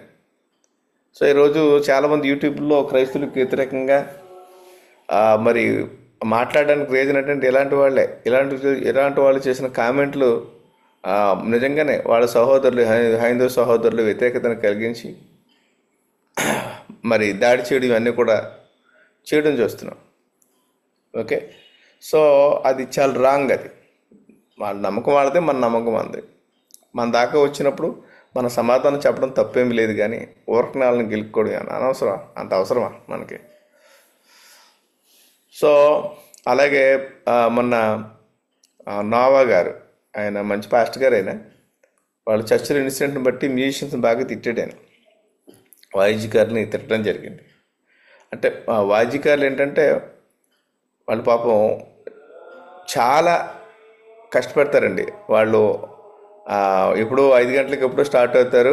ఆ మీటింగ్ స్థలానికి వెళ్ళి 6 గంటలకు నిలబడి నైట్ 9-9:30 దాకా వాళ్ళు వాయిద్యాలు వాయిస్తూనే ఉంటారు. తర్వాత మళ్ళీ ప్రసంగం టైంలో కొన్నిసార్లు పాస్టర్ గారు లేదంటారు, వాయిద్యకారులు లేరు అంటారు. పాపం వాళ్ళకి కనీసం వాష్రూమ్ కూడా వెళ్ళడానికి కూడా టైం ఉండదు, అంత కష్టపడుతూ ఉంటారు. అలాగే మీటింగ్ పాస్టర్ గారు ఏమో చక్కగా భోజనం చేసి ఆ టైంకి 9:30కి వస్తారు. ఆయన వచ్చాను వాక్యం మొదలెట్టిన తర్వాత వాక్యం అయిపోయిన తర్వాత మళ్ళీ ప్రార్థనలు అంటారు. ఆ టైంలో మళ్ళీ మ్యూజిషియన్స్ వాయించాలి. అలాగే ప్రార్థన చేసి వెంటనే పాస్టర్ గారు వెళ్ళిపోతాడు, కానీ మ్యూజిషియన్స్ మాత్రం చివరి అయ్యేదాకా ఉండి ఆ సౌండ్ సిస్టమ్ అన్నీ సర్దుకుని వాళ్ళంతా కష్టపడతారు. ఓకేనండి. అయితే కొంతమంది డబ్బులు డిమాండ్ చేస్తారు. కొంతమంది ఏంటంటే వాళ్ళకున్న టాలెంట్, వాళ్ళకున్న సామర్థ్యం. ఓకేనండి, వాళ్ళకున్న సామర్థ్యం. పాస్టర్ గారిలో కూడా చూడండి, ఎవరికి పడితే వాళ్ళకి 10,000, 20,000 ఎవరు. వాళ్ళకి ప్రత్యేకమైన టాలెంట్ ఉంటే వాళ్ళకి 10,000, 20,000 ఇస్తారు. కొంతమంది పాస్టర్ గారు ఏంటంటే వాళ్ళు ఫ్రీగా వెళ్ళి చెప్పేస్తూ ఉంటారు. కొంతమంది సామర్థ్యం ఉండదు, ఏదో వరకు వెళ్ళి చెప్పేస్తూ ఉంటారు. సో దాన్ని బట్టి పేమెంట్స్ ఉంటాయి, అంటే ఇవ్వడం, ఆఫరింగ్స్ ఇవ్వడం కూడా. ఓకేనా. మన దగ్గర కూడా క్రైస్తవుల్లో కూడా చూస్తే మరి మామూలు చొక్కా వేసుకున్న వాళ్ళకి ఆఫరింగ్ వేరు ఉంటుంది, సూట్ వేసుకుని వెళ్ళిన వాళ్ళకి ఒక ఆఫరింగ్ వేరే ఉంటుంది. ఇవి కూడా తారతమ్యాలు ఉన్నాయి. అలాగే పాస్టర్ గారు వాక్యం చెప్పే విధానం, ఆ చెప్పిన దాన్ని బట్టి కూడా, అలాగే మీ వాయిద్యకారుల్లో కూడా వాళ్ళకి గ్రేడ్స్ ఉంటాయి. వాళ్ళు యావరేజ్గా వాయించే వాళ్ళకి ఒక కాస్ట్ ఇస్తారు. అలాగే కొంచెం ప్రొఫెషనల్గా వాయించే వాళ్ళకి ఒక కాస్ట్ ఇస్తుంది. వాళ్ళ మెయింటెనెన్స్ అలాగే ఉంటుంది. ఇప్పుడు పవన్ అని ఒక తమ్ముడు ఉన్నాడు హైదరాబాద్లో, అది హైలీ ప్రొఫెషనల్ అనమాట. ఆయన ఒక్కడే వాయిస్తారు, కానీ ఒక 10 మంది ప్యాడ్స్ కలిపి వాయిస్తున్నారు అనిపిస్తుంది, అంత ఎఫెక్ట్స్. దానికోసం ఆయన ఎన్నో సంవత్సరాలు కష్టపడ్డాడు. ఆయన ఎన్నో సంవత్సరాలు కష్టపడి మరి చేస్తే ఆ స్థాయికి అతను వచ్చాడు. కాబట్టి అతను మాత్రం తప్పకుండా పేమెంట్ ఎక్కువ అడుగుతాడు, అతని కష్టానికి తగిన ప్రతిఫలం. అతను వస్తే మీటింగ్ ఒక అందం. అలాగే కొంతమంది పాపులర్ అయిన వాళ్ళని పిలుస్తారు అలాగే, ఎందుకంటే అంత కష్టపడి వాళ్ళు కింద నుంచి కష్టపడి యూట్యూబ్లో అవి పెట్టుకుని వాళ్ళు చేయాల్సిన పనులను కూడా చేసుకున్న తర్వాత మరి బాగా ఫేమస్ అయిన వాళ్ళని పిలిస్తే జనాలు ఆటోమేటిక్గా వస్తారు, వచ్చిన వాళ్ళు వాక్యం చెప్తూ ఉంటారు. అలాగే మ్యూజిషియన్స్ కూడా అంతే, వాయిద్యకారులు కూడా అంతే, అలాగే ఉంటుంది, లెవెల్స్ ఉంటాయి. ఓకే. సో కొంతమంది అలా కాదు, అయితే అందరూ కూడా అలా చేయరు, కానీ కొంతమంది ఏంటంటే డిమాండ్ చేస్తారు, పాస్టర్ గారిని డిమాండ్ చేసి వాళ్ళని మరి చాలా ఇబ్బంది పెట్టిన మ్యూజిషియన్స్ కూడా చాలామందిని మనం చూస్తూ ఉంటాం. ఓకే. మ్యూజిషియన్స్ కంప్లైంట్ కూడా ఏంటంటే అందరికీ ఆఫరింగ్ ఇస్తున్నారు కానీ మాకు మాత్రం చివరికి ఏమీ ఇవ్వకుండా పంపించేస్తారు. అంటే ఊరకనే మరి ఏమీ పాస్టర్ గారు డబ్బులు ఇవ్వకపోతే ఊరకనే వచ్చేసిన దినాలు కూడా చాలా ఉంటాయి. ఆర్టిస్టుల యొక్క జీవితాలు మరి లక్షలు పెట్టుకుని వాళ్ళు వాయిద్యాలు కొనుక్కుంటారు, పాపం కష్టపడి వెళ్తారు, మరి రాత్రంతా మెలుగుగా ఉంటారు. ఇవన్నీ కూడా చూసి తప్పకుండా వారికి ఏదో తప్పకుండా హ్యాండిల్ చేయాల్సి ఉంటుంది. అలా కూడా ఉంటాయి, రెండు వైపులో కూడా మిస్టేక్స్ ఉంటాయి. ఆయన తిట్టారని చాలామంది బూతులండి సేవకుల్ని, ఆ సేవకుడిని బూతులు తిడితే కామెంట్లు పెట్టారండి. ఎంత బాధేసింది అసలు, నాకు చాలా బాధేసింది. ఓకే, అసలు మన క్రైస్తవులే అసలు మారు మనసు ఉందా లేదా అని చాలా బాధేసింది. ఒరేయ్ నోవాగే ఇలాగనమాట, చాలా దారుణంగా తిట్టేశారు ఆయన పాస్టర్ గారు. చాలా మంచి పాస్టర్ గారు, చీరాల్లో మంచి పరిచయం చేస్తూ ఉంటారు. సో ఇలాంటి ఎగతాళి చేసే వాళ్ళని ఎప్పుడు కూడా ఎంకరేజ్ చేయకూడదండి. ఒక సేవకుని విమర్శిస్తూ కామెంట్లు పెట్టి ఎప్పుడు కూడా మనము ఎంకరేజ్ చేయకూడదు, వాడి జోలికి వెళ్ళొద్దు. ఎందుకంటే వాళ్ళ యొక్క జీవితాల్లో ఎదుగుదల ఉండదు. ఓకే, సో కనుక వాక్యాన్ని ధ్యానం చేస్తున్నప్పుడు మనం చూసుకోవాలి, ఎవరు ఈ దుష్టులు, ఎవరు అపహాసకులు అని. అలాగే యెహోవా ధర్మశాస్త్రం ధ్యానించడం అంటే ఏంటంటే, ఒకరోజు దేవుడు ఒక వాక్యాన్ని ఇస్తాడు, నీకు ఒక వాక్యం ఇస్తాడు. ఆ వాక్యాన్ని పదే నువ్వేం చేయాలంటే ధ్యానం చేస్తూ ఉండాలి.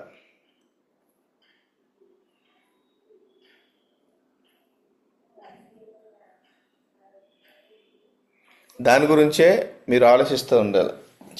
ఉదాహరణలు చెప్తూ ఉంటాను. అంటే ఆ విధంగా ధ్యానం చేస్తే ఎలాగుంటాడంట, దివారాత్రి ధ్యానించబడితే నీటి కాలువల యోరణ నాటబడిన అంటాడు. నీటి కాలువ యోరణ నాటబడితే ఏమైంది, వాళ్ళు ఎప్పుడు కూడా ఫలిస్తూ ఉంటారు. ఓకే, చివరిలో ఈ స్టెప్స్ చెప్తాను. స్టెప్స్ వెరీ ఇంపార్టెంట్ అనమాట, వెరీ ఇంపార్టెంట్.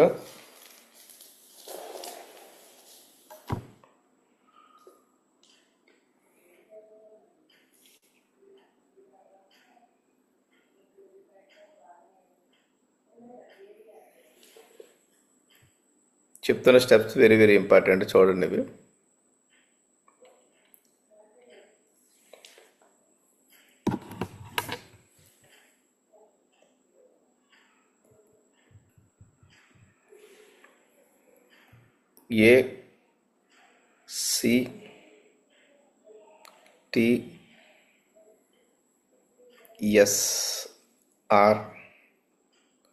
ACTSRML రాసుకోండి. ఇది ఏ అంటే adoration,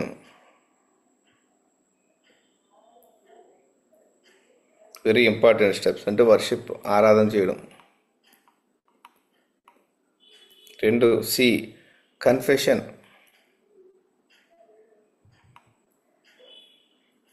T thanks giving.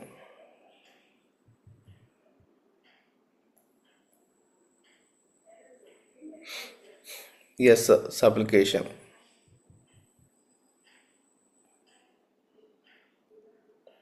R read the Bible.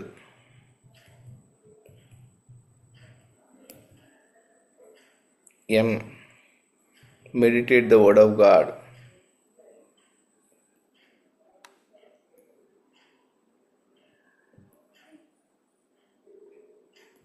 L listen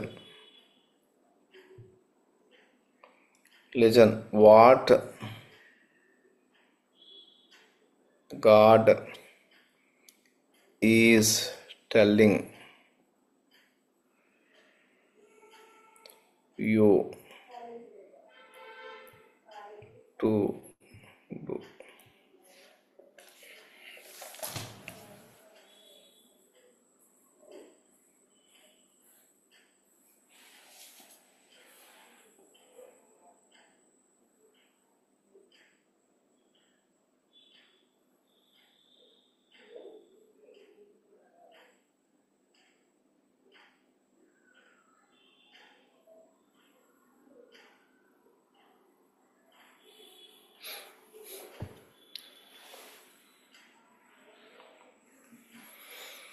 చూడండి, అడోరేషన్ చాలా ఇంపార్టెంట్ స్టెప్స్, అందరు రాసేసుకోండి. Very important steps. Adoration confession, thanksgiving, supplication, read the Bible, meditate the word of God. చూడండి, రీడింగ్కి మెడిటేషన్కి అక్కడ తేడా ఏంటో చెప్తాను మీకు. Listen what God is telling you to do.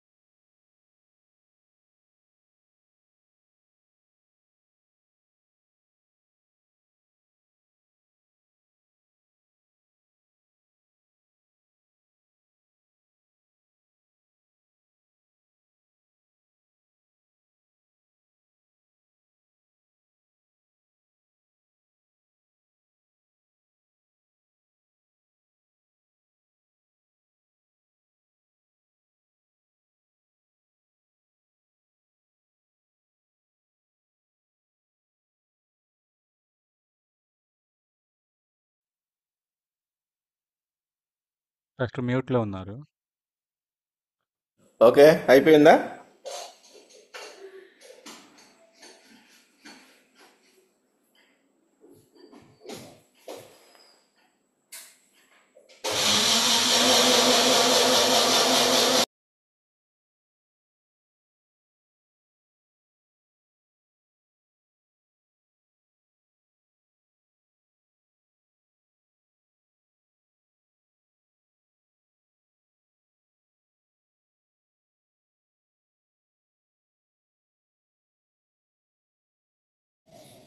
ఓకేనా?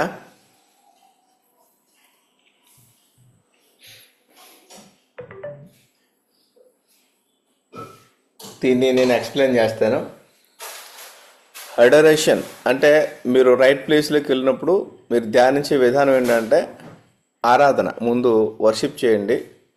Worship always attract the presence of God. దేవుని యొక్క సన్నిధిని ఆకర్షించే గుణము ఆరాధనకు ఉన్నది. Okay, so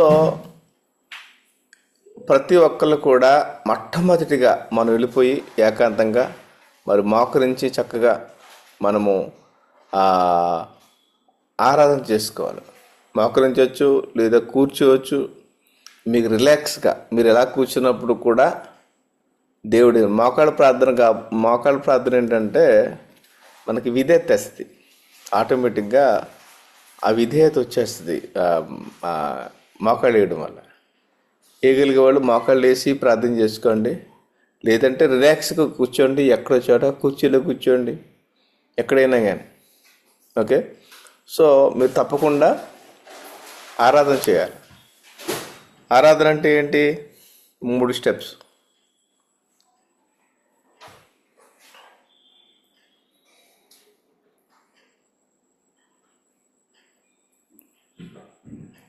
who he is 2,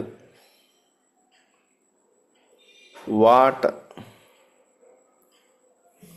he has done. ఈ 2. హూ ఈజ్ అంటే ఆయన ఏమై ఉన్నాడు, ఆయన ఏం చేశాడు. ఈ 2. ఆయన ఏమన్నాడు? సర్వశక్తిమంతుడే అన్నాడు, సర్వోన్నతుడు, మహోన్నతుడు అన్నాడు. ఆయన ఏం చేశాడు మన కోసం అంటే ఆయన మనకు జన్మనిచ్చాడు, యేసయ్య మన కోసం ప్రాణం పెట్టాడు, అంతే. ప్రైజ్ అనేది ఏంటంటే ఎగ్జాల్టేషన్, ఆయన హెచ్చించడం. వర్షిప్ అనేది ఏంటంటే ఆ హార్ట్ ఆఫ్ థ్యాంక్స్ గివింగ్. ఈ 2 కలిసి వెళ్తాయి.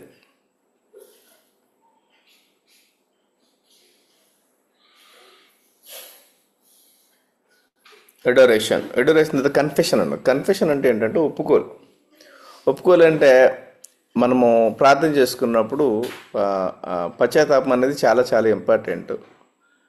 మనం ఎప్పుడు కూడా హార్ట్ని క్లీన్ చేసుకుంటుండాలి, ఎప్పటికప్పుడు క్లీన్ చేసుకుంటుండాలి.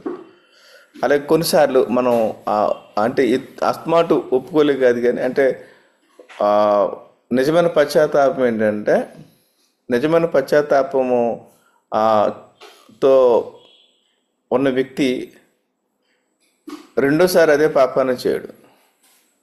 నిజమైన విశ్వాసి పశ్చాత్తాపడ్డు, నిజమైన విశ్వాసి పశ్చాత్తాపడడు అన్నప్పుడు ఆ మాట నేను విన్నప్పుడు పశ్చాత్తాపడకపోవడం ఏంటి, మనం పశ్చాత్తాపడాలి కదా అనుకున్నాను. పశ్చాత్తాపడడు అంటే అర్థం ఏంటంటే పదే పదే అదే అంశం కోసం పశ్చాత్తాపడడు అని మీనింగ్. పదే పదే పశ్చాత్తాపడకూడదు. దావీదు బెత్షెబతో పాపం చేశాడు కదా, కానీ తను మరి సునిమీరని ఒక స్త్రీని పెట్టకెళ్ళడానికి పెట్టినప్పుడు ఆమెను కూడలేదు అని ఉంటుంది. అంటే ఏంటి, అతనికి లోతైన పశ్చాత్తాపం వచ్చింది కాబట్టి. సో అలాగా ఒకసారి పశ్చాత్తాపడిన తర్వాత అది మళ్ళీ మనం రిపీట్ చేయకూడదు. ఓకే, అలాగే కొన్నిసార్లు మనం కోప్పడవచ్చు, కొన్నిసార్లు అనుకొని అంటే లోక సంబంధంగా మాటలు రావచ్చు, అనవసరమైన మాటలు కూడా మనం రావచ్చు, ఇతరుల గురించి కావచ్చు, ఎవరి గురించి అయినా. సో అందుకని అటువంటి ఏమైనా ఉంటే వాటిని ఒప్పేసుకోవాలి. అలాగే ఇంకొన్ని కన్ఫెషన్స్ ఉన్నాయి. Confessions very very important. నేను పరిశుద్ధుడిని అని అనుకోవాలి, నేను నీతిమంతుడిని, ఎందుకంటే ఆయన నీతిమంతుడిగా చేశాడు. ఓకే, సో దానికి ఉదాహరణ చెప్తాను. మన పరిశుద్ధుని ఎలాగవుతాం, ఎందుకంటే సంఘాలను కూడా మరి అపొస్తలుడైన పౌలు కావచ్చు, పేతురు కావచ్చు, పరిశుద్ధులైన సంఘాల కన్నా రాస్తుంటారు, యూఆర్ హోలీ పీపుల్ అని. సో ఇది మన పొజిషన్ అన్నమాట. యాక్చువల్గా ఒకసారి రక్షణ పొందిన తర్వాత మనకు పొజిషన్ వస్తుంది. ఆ పొజిషన్ ఏంటంటే దేవుని కుమారులు మనం. సో దేవ, నేను నా కుమారుడిగా నిన్ను నీ కుమారుడిగా చేసినందుకు స్తోత్రం ప్రభా అని చేసుకోవాలి. అది ఒప్పుకోవాలన్నమాట. ప్రభా, నన్ను నీతిమంతుడిగా చేసావయ్యా, దాన్ని బట్టి నీకు స్తోత్రం. ఒప్పుకోలేదు. నన్ను పరిశుద్ధుడిగా చేసావు ప్రభా, నీకు స్తోత్రము తండ్రి, ఈయన ఒప్పుకోవాలన్నమాట. సో నన్ను అన్నింటిలో విజయం సాధించేట్లుగా చేసావు ప్రభా, నీకు స్తోత్రాలు. నా కాళ్ళ కింద సాతాను శీఘ్రంగా చితకు దుఃఖించేట్లుగా చేసావయ్యా, నీకు స్తోత్రం. వీటిలో ఒప్పుకోలంట. సో ఇవి చెప్తూ ఉన్నప్పుడు ఏమైందంటే, మనం పాపం చేయం ఆటోమేటిక్గా. మనం పరిశుద్ధులు అనుకున్నప్పుడు పాపం చేయం. ఉదాహరణకి దానియేలు ఏమంటాడు, నేను పరిశుద్ధుడిని, నేను ఐఎమ్ హోలీ. సో ఆయన హోలీ అన్నప్పుడు నేను హోలీ ఉండాలి, కాబట్టి విగ్రహాలకు అర్పించింది తినకూడదని నా ధర్మశాస్త్రం చెప్తుంది, కాబట్టి విగ్రహానికి అర్పించేది నేను తిన్నాను అన్నాడు. అంతే, హోలీ, పరిశుద్ధుడిగా నేను ఉంటాను, ఐఎమ్ హోలీ, నేను తిన్నా, విగ్రహాలకు అర్పించి తిన్నాను. అంటే తన యొక్క పొజిషన్ ఎరిగిన వ్యక్తులు ఎవరైనప్పుడు కూడా వాళ్ళ పొజిషన్ అలా అర్థమైతే, క్రైస్తవుని యొక్క పొజిషన్ అర్థమైతే పాపం చేయరు. ఓకేనండి. అందుకని కన్ఫెషన్ వెరీ వెరీ ఇంపార్టెంట్. ఎప్పుడు కూడా క్లీన్ అయిపోతుండ్రు, హృదయాన్ని ఎప్పుడు కూడా శుభ్రం చేసుకుంటున్నారు. చూడండి, ఎప్పుడు కడిగే వస్తువుకి అప్పుడప్పుడు కడిగే వస్తువుకి చాలా తేడా ఉంటుంది. నిఖిల్ రోజు తినే ఆహారము అది క్లీన్ చేస్తూ ఉంటే ఏమైందంటే ఆ ప్లేట్ మెరుస్తూ ఉంటుంది, తర్వాత మళ్ళీ తిన్నప్పుడు మళ్ళీ కడుక్కోవాలి. అలాగే హృదయాన్ని కూడా మనం ఎప్పుడు కూడా శుభ్రం చేసుకుంటాం, ఎప్పుడు క్లీన్గా ఉంచుకోవడం ట్రై చేయాలి. తినేసిన ప్లేట్లో ఎవరు కూడా భోజనం చేయరు కదా, మళ్ళీ అది క్లీన్ ఉండాలి. అలాగే మన దేవునికి అర్పణ చేసేటప్పుడు కూడా అంత క్లీన్గా ఉండాలి, శుభ్రంగా ఉండాలి హృదయం. నెక్స్ట్ థ్యాంక్స్ గివింగ్, కృతజ్ఞత. అంటే దేవుడు చేసిన ప్రతి మేలుని బట్టి కృతజ్ఞత. రాత్రి అంతా క్షేమం ఇచ్చే ప్రభు నీకు స్తోత్రం, మంచి నిద్ర ఇచ్చే ప్రభు స్తోత్రం, తిరిగి నన్ను నిలబెట్టినందుకు స్తోత్రం అయ్యా. అలాగే నా కుటుంబాన్ని బట్టి స్తోత్రం తండ్రి, నాకు ఇచ్చిన ప్రతి అవకాశాన్ని బట్టి నీకు స్తోత్రం ప్రభా. ఇవన్నీ కూడా ఏంటంటే థ్యాంక్సింగ్ అన్నాడు. దేవునికి థ్యాంక్స్ చెప్తూ ఉండాలి. థ్యాంక్స్ చెప్పే కొలది మన స్థాయి కూడా పెరిగిపోతుంది ఆటోమేటిక్గా, చాలా గొప్పడం అయిపోతాం ఆటోమేటిక్గా.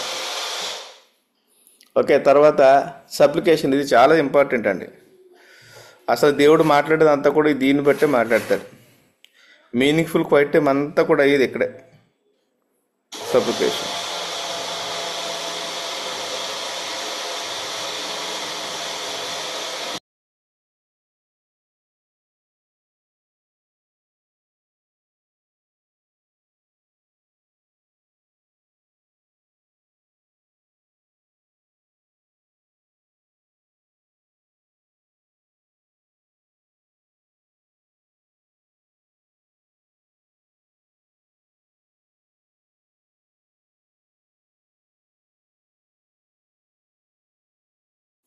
ఓకే, ఈ అప్లికేషన్కి ఏంటంటే మీకు ఈ అప్లికేషన్కి ఇంకొక విషయం ఉంటుంది. ఇది ఎందుకు ఇంపార్టెంట్ అంటే మీరు లక్ష్యాలు రాసుకున్నారు కదా, చాలామంది లక్ష్యాలు రాసుకున్నారు కదా, ఆ లక్ష్యాల క్లాసు ఇక్కడ ఉపయోగపడద్దు మీకు. మీరు న్యూ ఇయర్ రిజల్యూషన్ చేసుకున్నారు కదా, ఇది చేయాలి అది చేయాలని, అవన్నీ కూడా ఇక్కడ ప్రార్థన చేసుకోవాలి మీరు. ప్రభా ఇదిగో ప్రతిదినం కూడా వాక్యం చదువుకోవాలనుకుంటున్నాడు, సహాయం చేయి. ఇదిగో ప్రభా కొంబోర్లు కొనాలనుకుంటున్నాను, సహాయం చెయ్యి. ఇదిగో తండ్రి కీబోర్డ్ కొనుక్కోనుకుంటున్నాను, ప్రార్థన చెయ్యి. ఈ యొక్క విద్య నేర్చుకోవాలనుకుంటున్నాను, ప్రార్థన చెయ్యి. ఇదిగో పుస్తకానికి రాయాలనుకుంటున్నాను ప్రభా, ప్రార్థన చెయ్యి. ప్రభా సహాయం చెయ్యి. ఇదిగో లాంగ్వేజ్ నేర్చుకోవాలనుకుంటున్నాను, సహాయం చెయ్యి. ఇలా ల్యాప్టాప్ కొనుక్కోవాలనుకుంటున్నాను ప్రభా, సహాయం చెయ్యి. స్టాండ్ కొనుక్కోవాలనుకుంటున్నాను ప్రభా, సహాయం చెయ్యి. ఒక ఇల్లు కట్టుకోవాలనుకుంటున్నాను ప్రభా, సహాయం చెయ్యి. నేను ఉద్యోగం చేస్తున్నాను ప్రభా, మరి సహాయం చెయ్యి. ఉద్యోగంలో బాస్ వాళ్ళ ప్రాబ్లమ్స్ ఉన్నాయి ప్రభా, నాకు సహాయం చెయ్యి. అలాగే తోటివారి వల్ల ఇబ్బందులు ఉన్నాయి ప్రభా, సహాయం చెయ్యి. మా కుటుంబ సభ్యుల వల్ల సమస్యలు ఉన్నాయి ప్రభా, సహాయం చెయ్యి. నాకు వాక్యం అర్థం కావడం లేదు ప్రభా, సహాయం చెయ్యి. అలాగే వాక్యం చెప్పడానికి నాకు జ్ఞానం తెచ్చే ప్రభా, నాకు సహాయం చెయ్యి. ఇవన్నీ కూడా ఏంటంటే ఇక్కడ వస్తాయి అప్లికేషన్స్. నీ డైలీ నీకు ఏ సమస్యలు అయితే ఉన్నాయో ఆ సమస్యలన్నీ కూడా చెప్పుకునే ఒక మంచి స్థలం ఇది. ఇదేనండి మొత్తం అంతా కూడా. అందుకని చాలా చాలా చాలా ఇంపార్టెంట్. ఈ అప్లికేషన్ ఎంత ఎంత పవర్ఫుల్గా ఉంటుందో అంత ఎక్కువ దేవుడు నీతో మాట్లాడతాడు. వెరీ వెరీ ఇంపార్టెంట్ స్టెప్ ఇది మాత్రం. ఎందుకంటే దిస్ ఈజ్ ద సీక్రెట్, నా రహస్యం ఇదే. ఓకే, ఉదయాన్నే 6 to 7 మేమందరం కలిసి ప్రార్థన చేసుకుంటున్నాము. సో ఆ ప్రార్థనలో పాల్గొనండి అందరూ కూడా. చాలా వరకు ఆ గ్రూప్లో జాయిన్ అయిన వాళ్ళు ప్రార్థనలో పాల్గొనండి. ఏం చేస్తారంటే మీ పార్ట్ వచ్చినప్పుడు జస్ట్ మీరు ప్రార్థన చేయండి, ముందు బైబిల్ పెట్టుకోండి. ఆ సమయంలో మీరు బైబిల్ చదువుకోండి. ఒకరు ప్రార్థన చేస్తూ ఉంటారు, ప్రార్థనలు అవుతూ ఉంటాయి, మీరేమో వాక్యం కూడా చదివేసుకోవచ్చు. అంటే రెండు ఒకేసారి అయిపోతాయి. ఒకవైపు మన మినిస్ట్రీ కోసము, అదేవిధంగా మన వ్యక్తిగత అవసరాల కోసం మనం ప్రార్థన చేసుకుంటూనే ఆ టైంలో బైబిల్ తీసుకుని చక్కగా వాక్యం చదువుకుంటుండండి. ఇలాగే నేను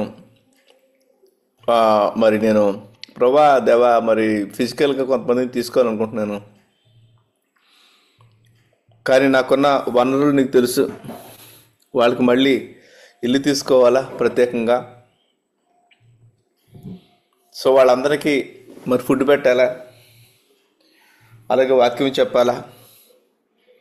నాకేమో ఎంత వర్క్ ఉంది, ఉదయం నుంచి సాయంత్రానికి టైట్ షెడ్యూల్ ఉంది. అలాగే నేను కూడా మరి నా షెడ్యూల్ ఇంకా డెవలప్ చేసుకోవాలా. ఈ నిర్ణయం నా ముందు మరి నేను చేయగలనా? నాకు సడన్గా రోజు నాకు నిద్ర పట్టలేదు సరిగా, రాత్రంతా అదే ఆలోచన అనమాట. ఎలా ప్రభా అని.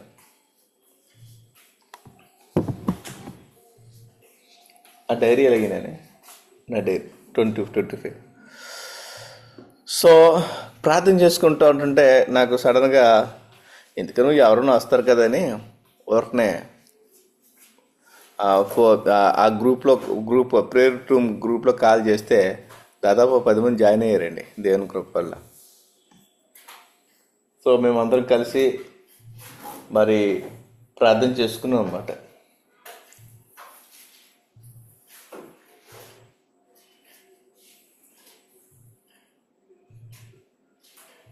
ప్రార్థన చేసుకుంటే దేవుడు నాకు సిగ్నల్ ఇచ్చాడు.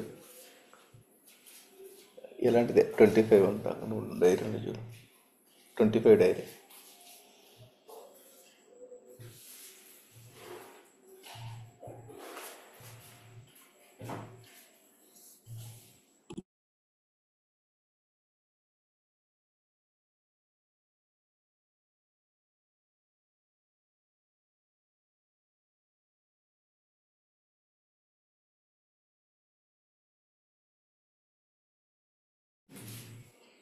ఓకే, ఇది మీకు చెప్పాలనుకుంటున్నాను అనమాట. దేవుడు ఎలా మాట్లాడతాడండి. ఫిజికల్ ట్రైనింగ్ గురించి ప్రార్థన చేస్తే దేవుడు ఏంటంటే నీవు అధికముగా నీవు అధికముగా ప్రకాశించుదువు అనే వర్డ్, ఒక రెవల్యూషన్ వచ్చింది నాకు. అమ్మయ్య దేవా, నువ్వు నాకు సమాధానం ఇచ్చేసావు, దీన్ని కొనసాగిస్తానని డెసిషన్ తీసుకున్నాను అనమాట. డెసిషన్ తీసుకుని ఎప్పుడు పెట్టాలనే దాని మీద నేను ప్రార్థన చేస్తున్నాను. అంటే దేవుని యొక్క అనుమతి వచ్చేసింది నాకు. దేనికోసం? ఫిజికల్ ట్రైనింగ్ చేయడం కోసం దేవుడి నుంచి అనుమతి వచ్చేసింది. ఏ టైంలో పెట్టాలా, ఎంతమందిని తీసుకోవాలా అనే దాని మీద ప్రస్తుతం ఆలోచిస్తున్నాను. ధ్యానం చేస్తాను దాని గురించి. అలాగే వాక్యం ద్వారా దేవుడు ఎలా మాట్లాడతాడని ఎదురు చూస్తున్నాను నేను, వెయిటింగ్. సో అందుకనే ఈ సబ్లికేషన్ అనేది అందుకనే చాలా చాలా ఇంపార్టెంట్ అని చెప్తున్నమాట. మీరు ఎంత మీ సమస్యలు ఏదైతే ఉన్నాయో అవన్నీ కూడా విన్నవించుకునే టైమే అది. తర్వాత ఏంటంటే రీడ్ ద బైబిల్ ప్యాసేజ్ తీసుకోండి. నా యొక్క విశ్వాస జీవితంలో నేను గ్రహించింది ఏంటంటే, ఏ సమస్య కోసం మనం ప్రార్థన చేసినప్పుడు కూడా దేవుడు బైబిల్ గ్రంథంలో ఉన్న 39 బైబిల్ గ్రంథంలో ఉన్న మరి పాత నిబంధన గ్రంథంలో అలా కొత్త నిబంధన గ్రంథంలో కలిపి 66 పుస్తకాల్లో ఆది కాండం నుంచి ప్రకటన గ్రంథం వరకు ఏ వాక్యం ద్వారానైనా ఏ సమస్యకైనా సమాధానం ఇవ్వగలడు. ప్రతి వాక్యం ద్వారా దేవుడు మాట్లాడతాడు, అది నేను నమ్ముతున్నాను. సో కనుక మీ డైలీ పోర్షన్ ఏదైతే ఉందో అదే మీరు చదువుకోండి. వాక్యాన్ని క్రమంగా చదవండి. క్రమంగా మీకు వీలైతే బైబిల్ ప్లానింగ్ కూడా పెడతాను. బైబిల్ ప్లానింగ్ ఎవరి దగ్గర ఉన్నదంటే ఉంటే పెట్టండి నాకు. అంటే 3 అధ్యాయాలు చదివే ప్లానింగ్ ఉంటుంది. అది మీ దగ్గర ఎవరి దగ్గర పీడిఎఫ్ ఉంటే కొంచెం పెట్టండి, మన గ్రూప్లో షేర్ చేస్తాను నేను. సో ఆ పీడిఎఫ్ ప్రకారం చదువుకోండి. కొన్నిసార్లు నేను అంటే యాక్చువల్గా ఎవరన్నా మీకు చెప్పేటప్పుడు ఏంటంటే, ఇలా ధ్యానం చేసేటప్పుడు ఒక ప్యాసేజ్ తీసుకోమంటారు.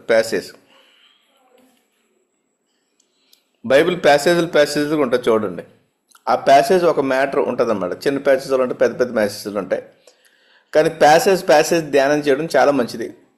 కొన్నిసార్లు ఏంటంటే మనకు సాటిస్ఫాక్షన్ కాగనప్పుడు కొంచెం ముందుకెళ్ళినా ఇంకొక ప్యాసేజ్కి వెళ్ళిపోయినా నో ప్రాబ్లం. ఓకే, సో దాన్ని ఏం చేయాలంటే పదే నీ సమస్యల కోసం దేవుడు ఏం మాట్లాడుతున్నాడు అనేది అక్కడ ఉంటుంది అనమాట. అందుకని చదవాలా. తర్వాత ఏంటంటే meditate the word of God. దాన్ని ఆ ప్యాసేజ్ని మళ్ళీ చదువుతూ దాన్ని ఆలోచిస్తూ ఉండాలి. ఆలోచిస్తుంటుంటే నీ ప్రశ్నలకు దేవుడు సమాధానం ఇస్తూ ఉంటాడు. ఓకేనా? సో దీంతో పాటుగా ఇది మళ్ళీ నేను ఒకసారి రిపీట్ చేస్తాను. దీంతో పాటు కొన్ని అంశాలు ఇస్తాను మీకు. ఇవి చాలా ఇంపార్టెంట్ అంశాలు, ఇవి కూడా రాసుకోండి. మళ్ళీ ఆ అంశాలు చెప్పిన తర్వాత మళ్ళీ వెనక్కి వస్తాను. ఇంకొక 10 minutesలో నేను క్లోజ్ చేసేస్తాను. ఎందుకంటే ఇది ఏంటంటే 4-5 రోజులు చెప్తారు ఈ టీచింగ్స్ అనేవి. కానీ నేను అంటే మరి అందరూ కూడా కొంచెం సీనియర్స్ కాబట్టి త్వరగా తేల్చేస్తున్నాను మీకు.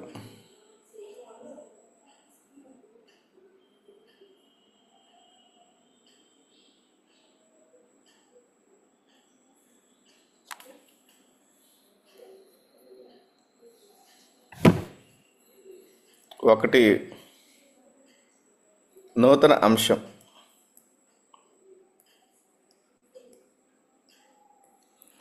ప్యాసేజ్ తీసుకున్న తర్వాత ప్యాసేజ్ నుంచి ఆ ప్యాసేజ్ చదువుతున్నప్పుడు నూతన అంశం ఏదైనా నేర్చుకున్నా. 2, ఒప్పుకోవలసిన పాపం ఏదైనా ఉందా.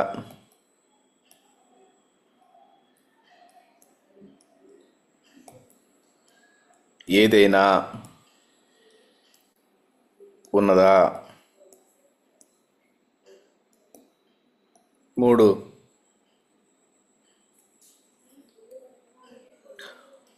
అనుసరించాల్సిన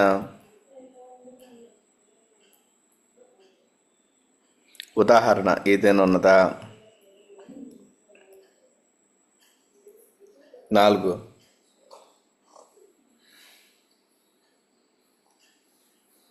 లోబడవలసిన ఆజ్ఞ ఏదైనా ఉన్నదా? 5.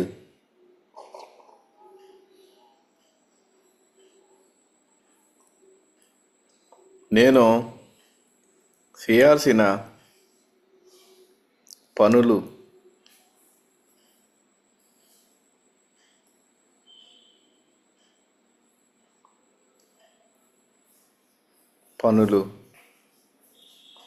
ఏమైనా ఉన్నాయా? 6.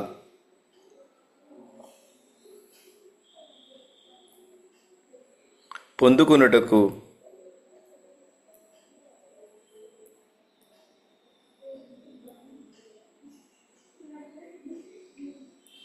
ఆశీర్వాదం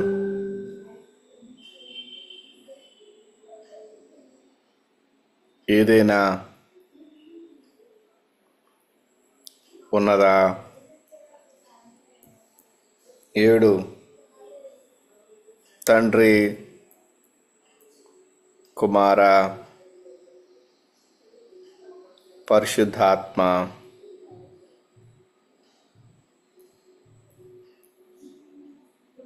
గురించి ఏదైనా ఉన్నదా? తెలుసుకోవాల్సింది ఏదైనా ఉందా?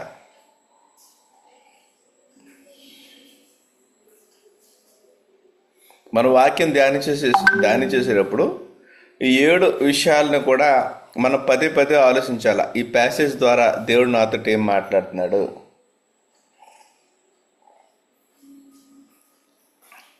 ఆ ప్యాసేజ్ చదువుతూ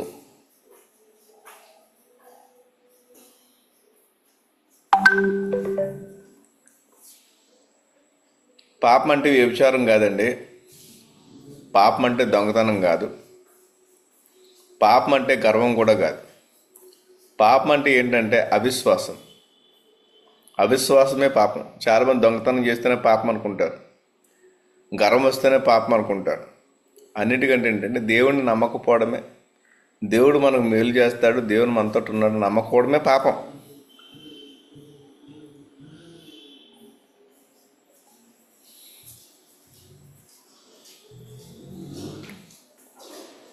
దేవుని యొక్క ఆజ్ఞను అనుసరించకపోవడమే పాపం. ఆజ్ఞాతిక్రమే పాపం ఉంటుంది కదా.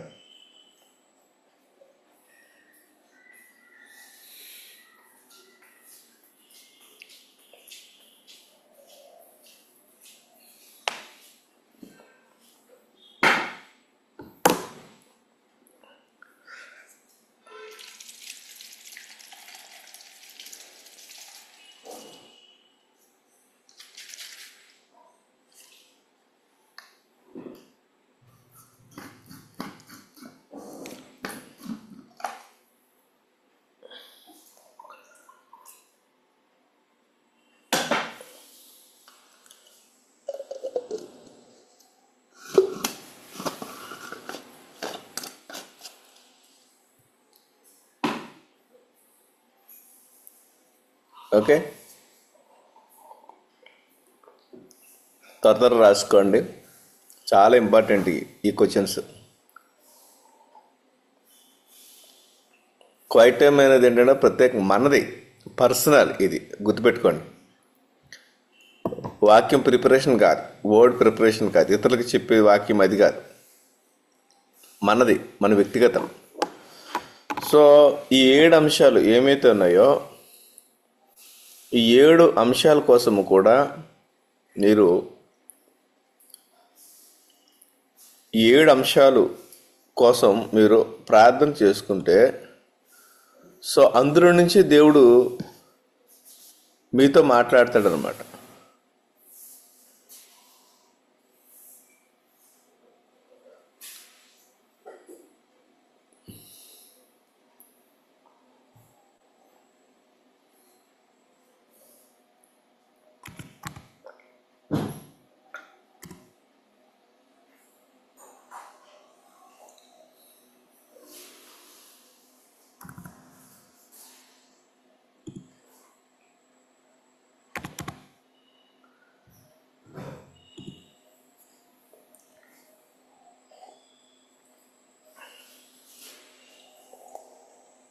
ఓకే,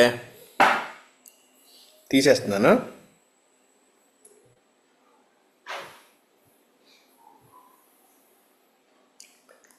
ఇదంతా ఏంటంటే మెడిటేషన్లో వచ్చే పాయింట్లు అనమాట ఇవన్నీ కూడా.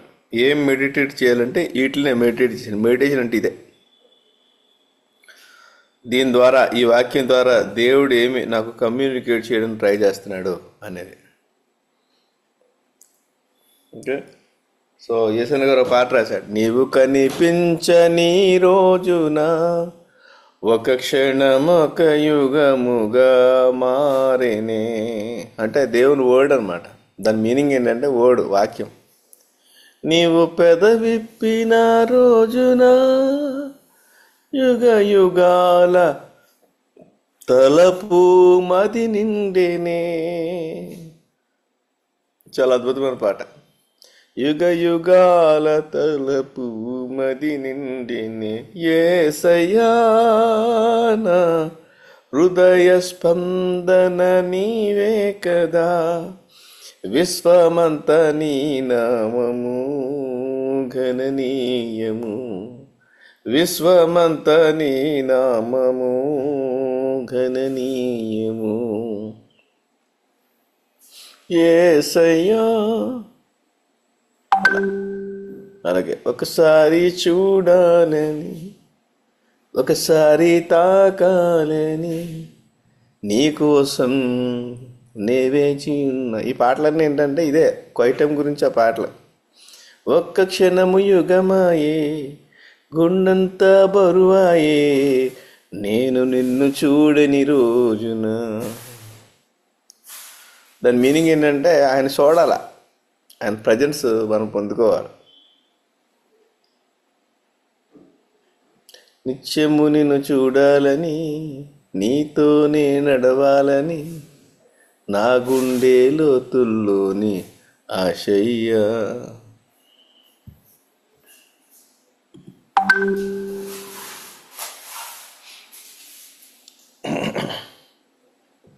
ఏసీ టిఎస్ ఆర్ఎంఎల్. ఓకే, రీడింగ్ అయిపోయింది. ఇక్కడ మెడిటేషన్ అంటే ఆ స్టెప్స్ ఏవైతే స్టెప్స్ ప్రకారం ఆలోచిస్తూ ఉండాలి. అదే మెడిటేషన్ అంటే. లెసన్, ఇది చాలా important. LESSON. Lesson what God is telling you to do. ఇదే ఇంపార్టెంట్. చాలామంది వాక్యం చదువుకుని లెగిసిపోతుంది. లేవకూడదు, దాన్ని ఆలోచిస్తూ ఉంటుంటే దేవునికి మెల్లని స్వరాన్ని వినాలి. చాలామంది దేవుని స్వరం వినడం అనుకుంటే డ్రామాటిక్గా మాట్లాడాలనుకుంటారు. ఇప్పుడు ఎలాగంటే నా కుమారుడా, నా కుమారుడా, నా కుమారుడా, ఓ అగస్టీ నగస్టీ నగస్టీ నగస్టీ అంటే ఎక్కువలాగా సౌండ్ రావాలా. అంటే మనం అలా ఊహించుకుంటాం దేవుడు మాట్లాడాలని. కాదు, అన్నిసార్లు అలా కాదు. కొన్నిసార్లు అలా మాట్లాడతాడు. ఈయన నా పిరి కుమారుడు, ఈయన ఎందుకు నేను సంతోషించునని ఒక పెద్ద స్వరం రావడం వింటాం తప్పకుండా.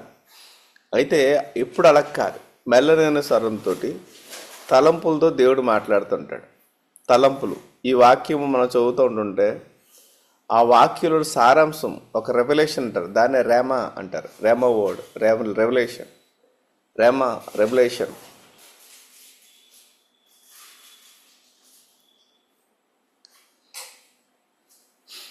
ఆ రెవల్యూషన్ వర్డ్, ఆ రేమ వర్డ్ వచ్చిందంటే ఇంకంతే, నీ లైఫ్ సక్సెస్ అయిపోయినట్టే. ఓకే, ప్రత్యక్షత అనేది వస్తుందన్నమాట. అప్పుడు మాట్లాడుతున్నా. కొన్నిసార్లు ఏంటంటే వాక్యము కూడా ద్వారా కూడా నీకు తృప్తి కలిగినప్పుడు దేవుడు ఏం చేస్తాడు, ఒక దర్శనం ఇస్తాడు. అలా ఒక దర్శనం ఇచ్చి మాట్లాడుతుంటాడు. అందుకని మనం ఎప్పుడు కూడా ప్రార్థన లేమికి కారణం ఏంటంటే దర్శనం లేకపోవడం. దర్శనం లేని వాళ్ళు ప్రార్థన చేయలేరు. ఆ దర్శనం యొక్క ప్యాషన్ నీకు ఎంత ఎక్కువ ఉంటే అంతకు ఎక్కువ ప్రార్థన చేసుకుంటాం.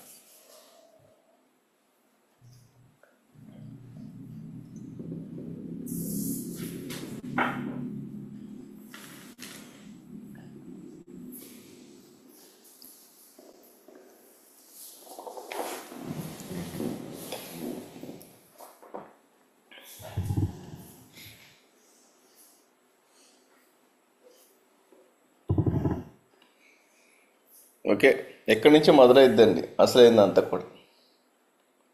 సో అప్పుడు దేవుడి నీతితో ఏం మాట్లాడాలో దాన్ని నోట్స్లో రాసుకోవాలి.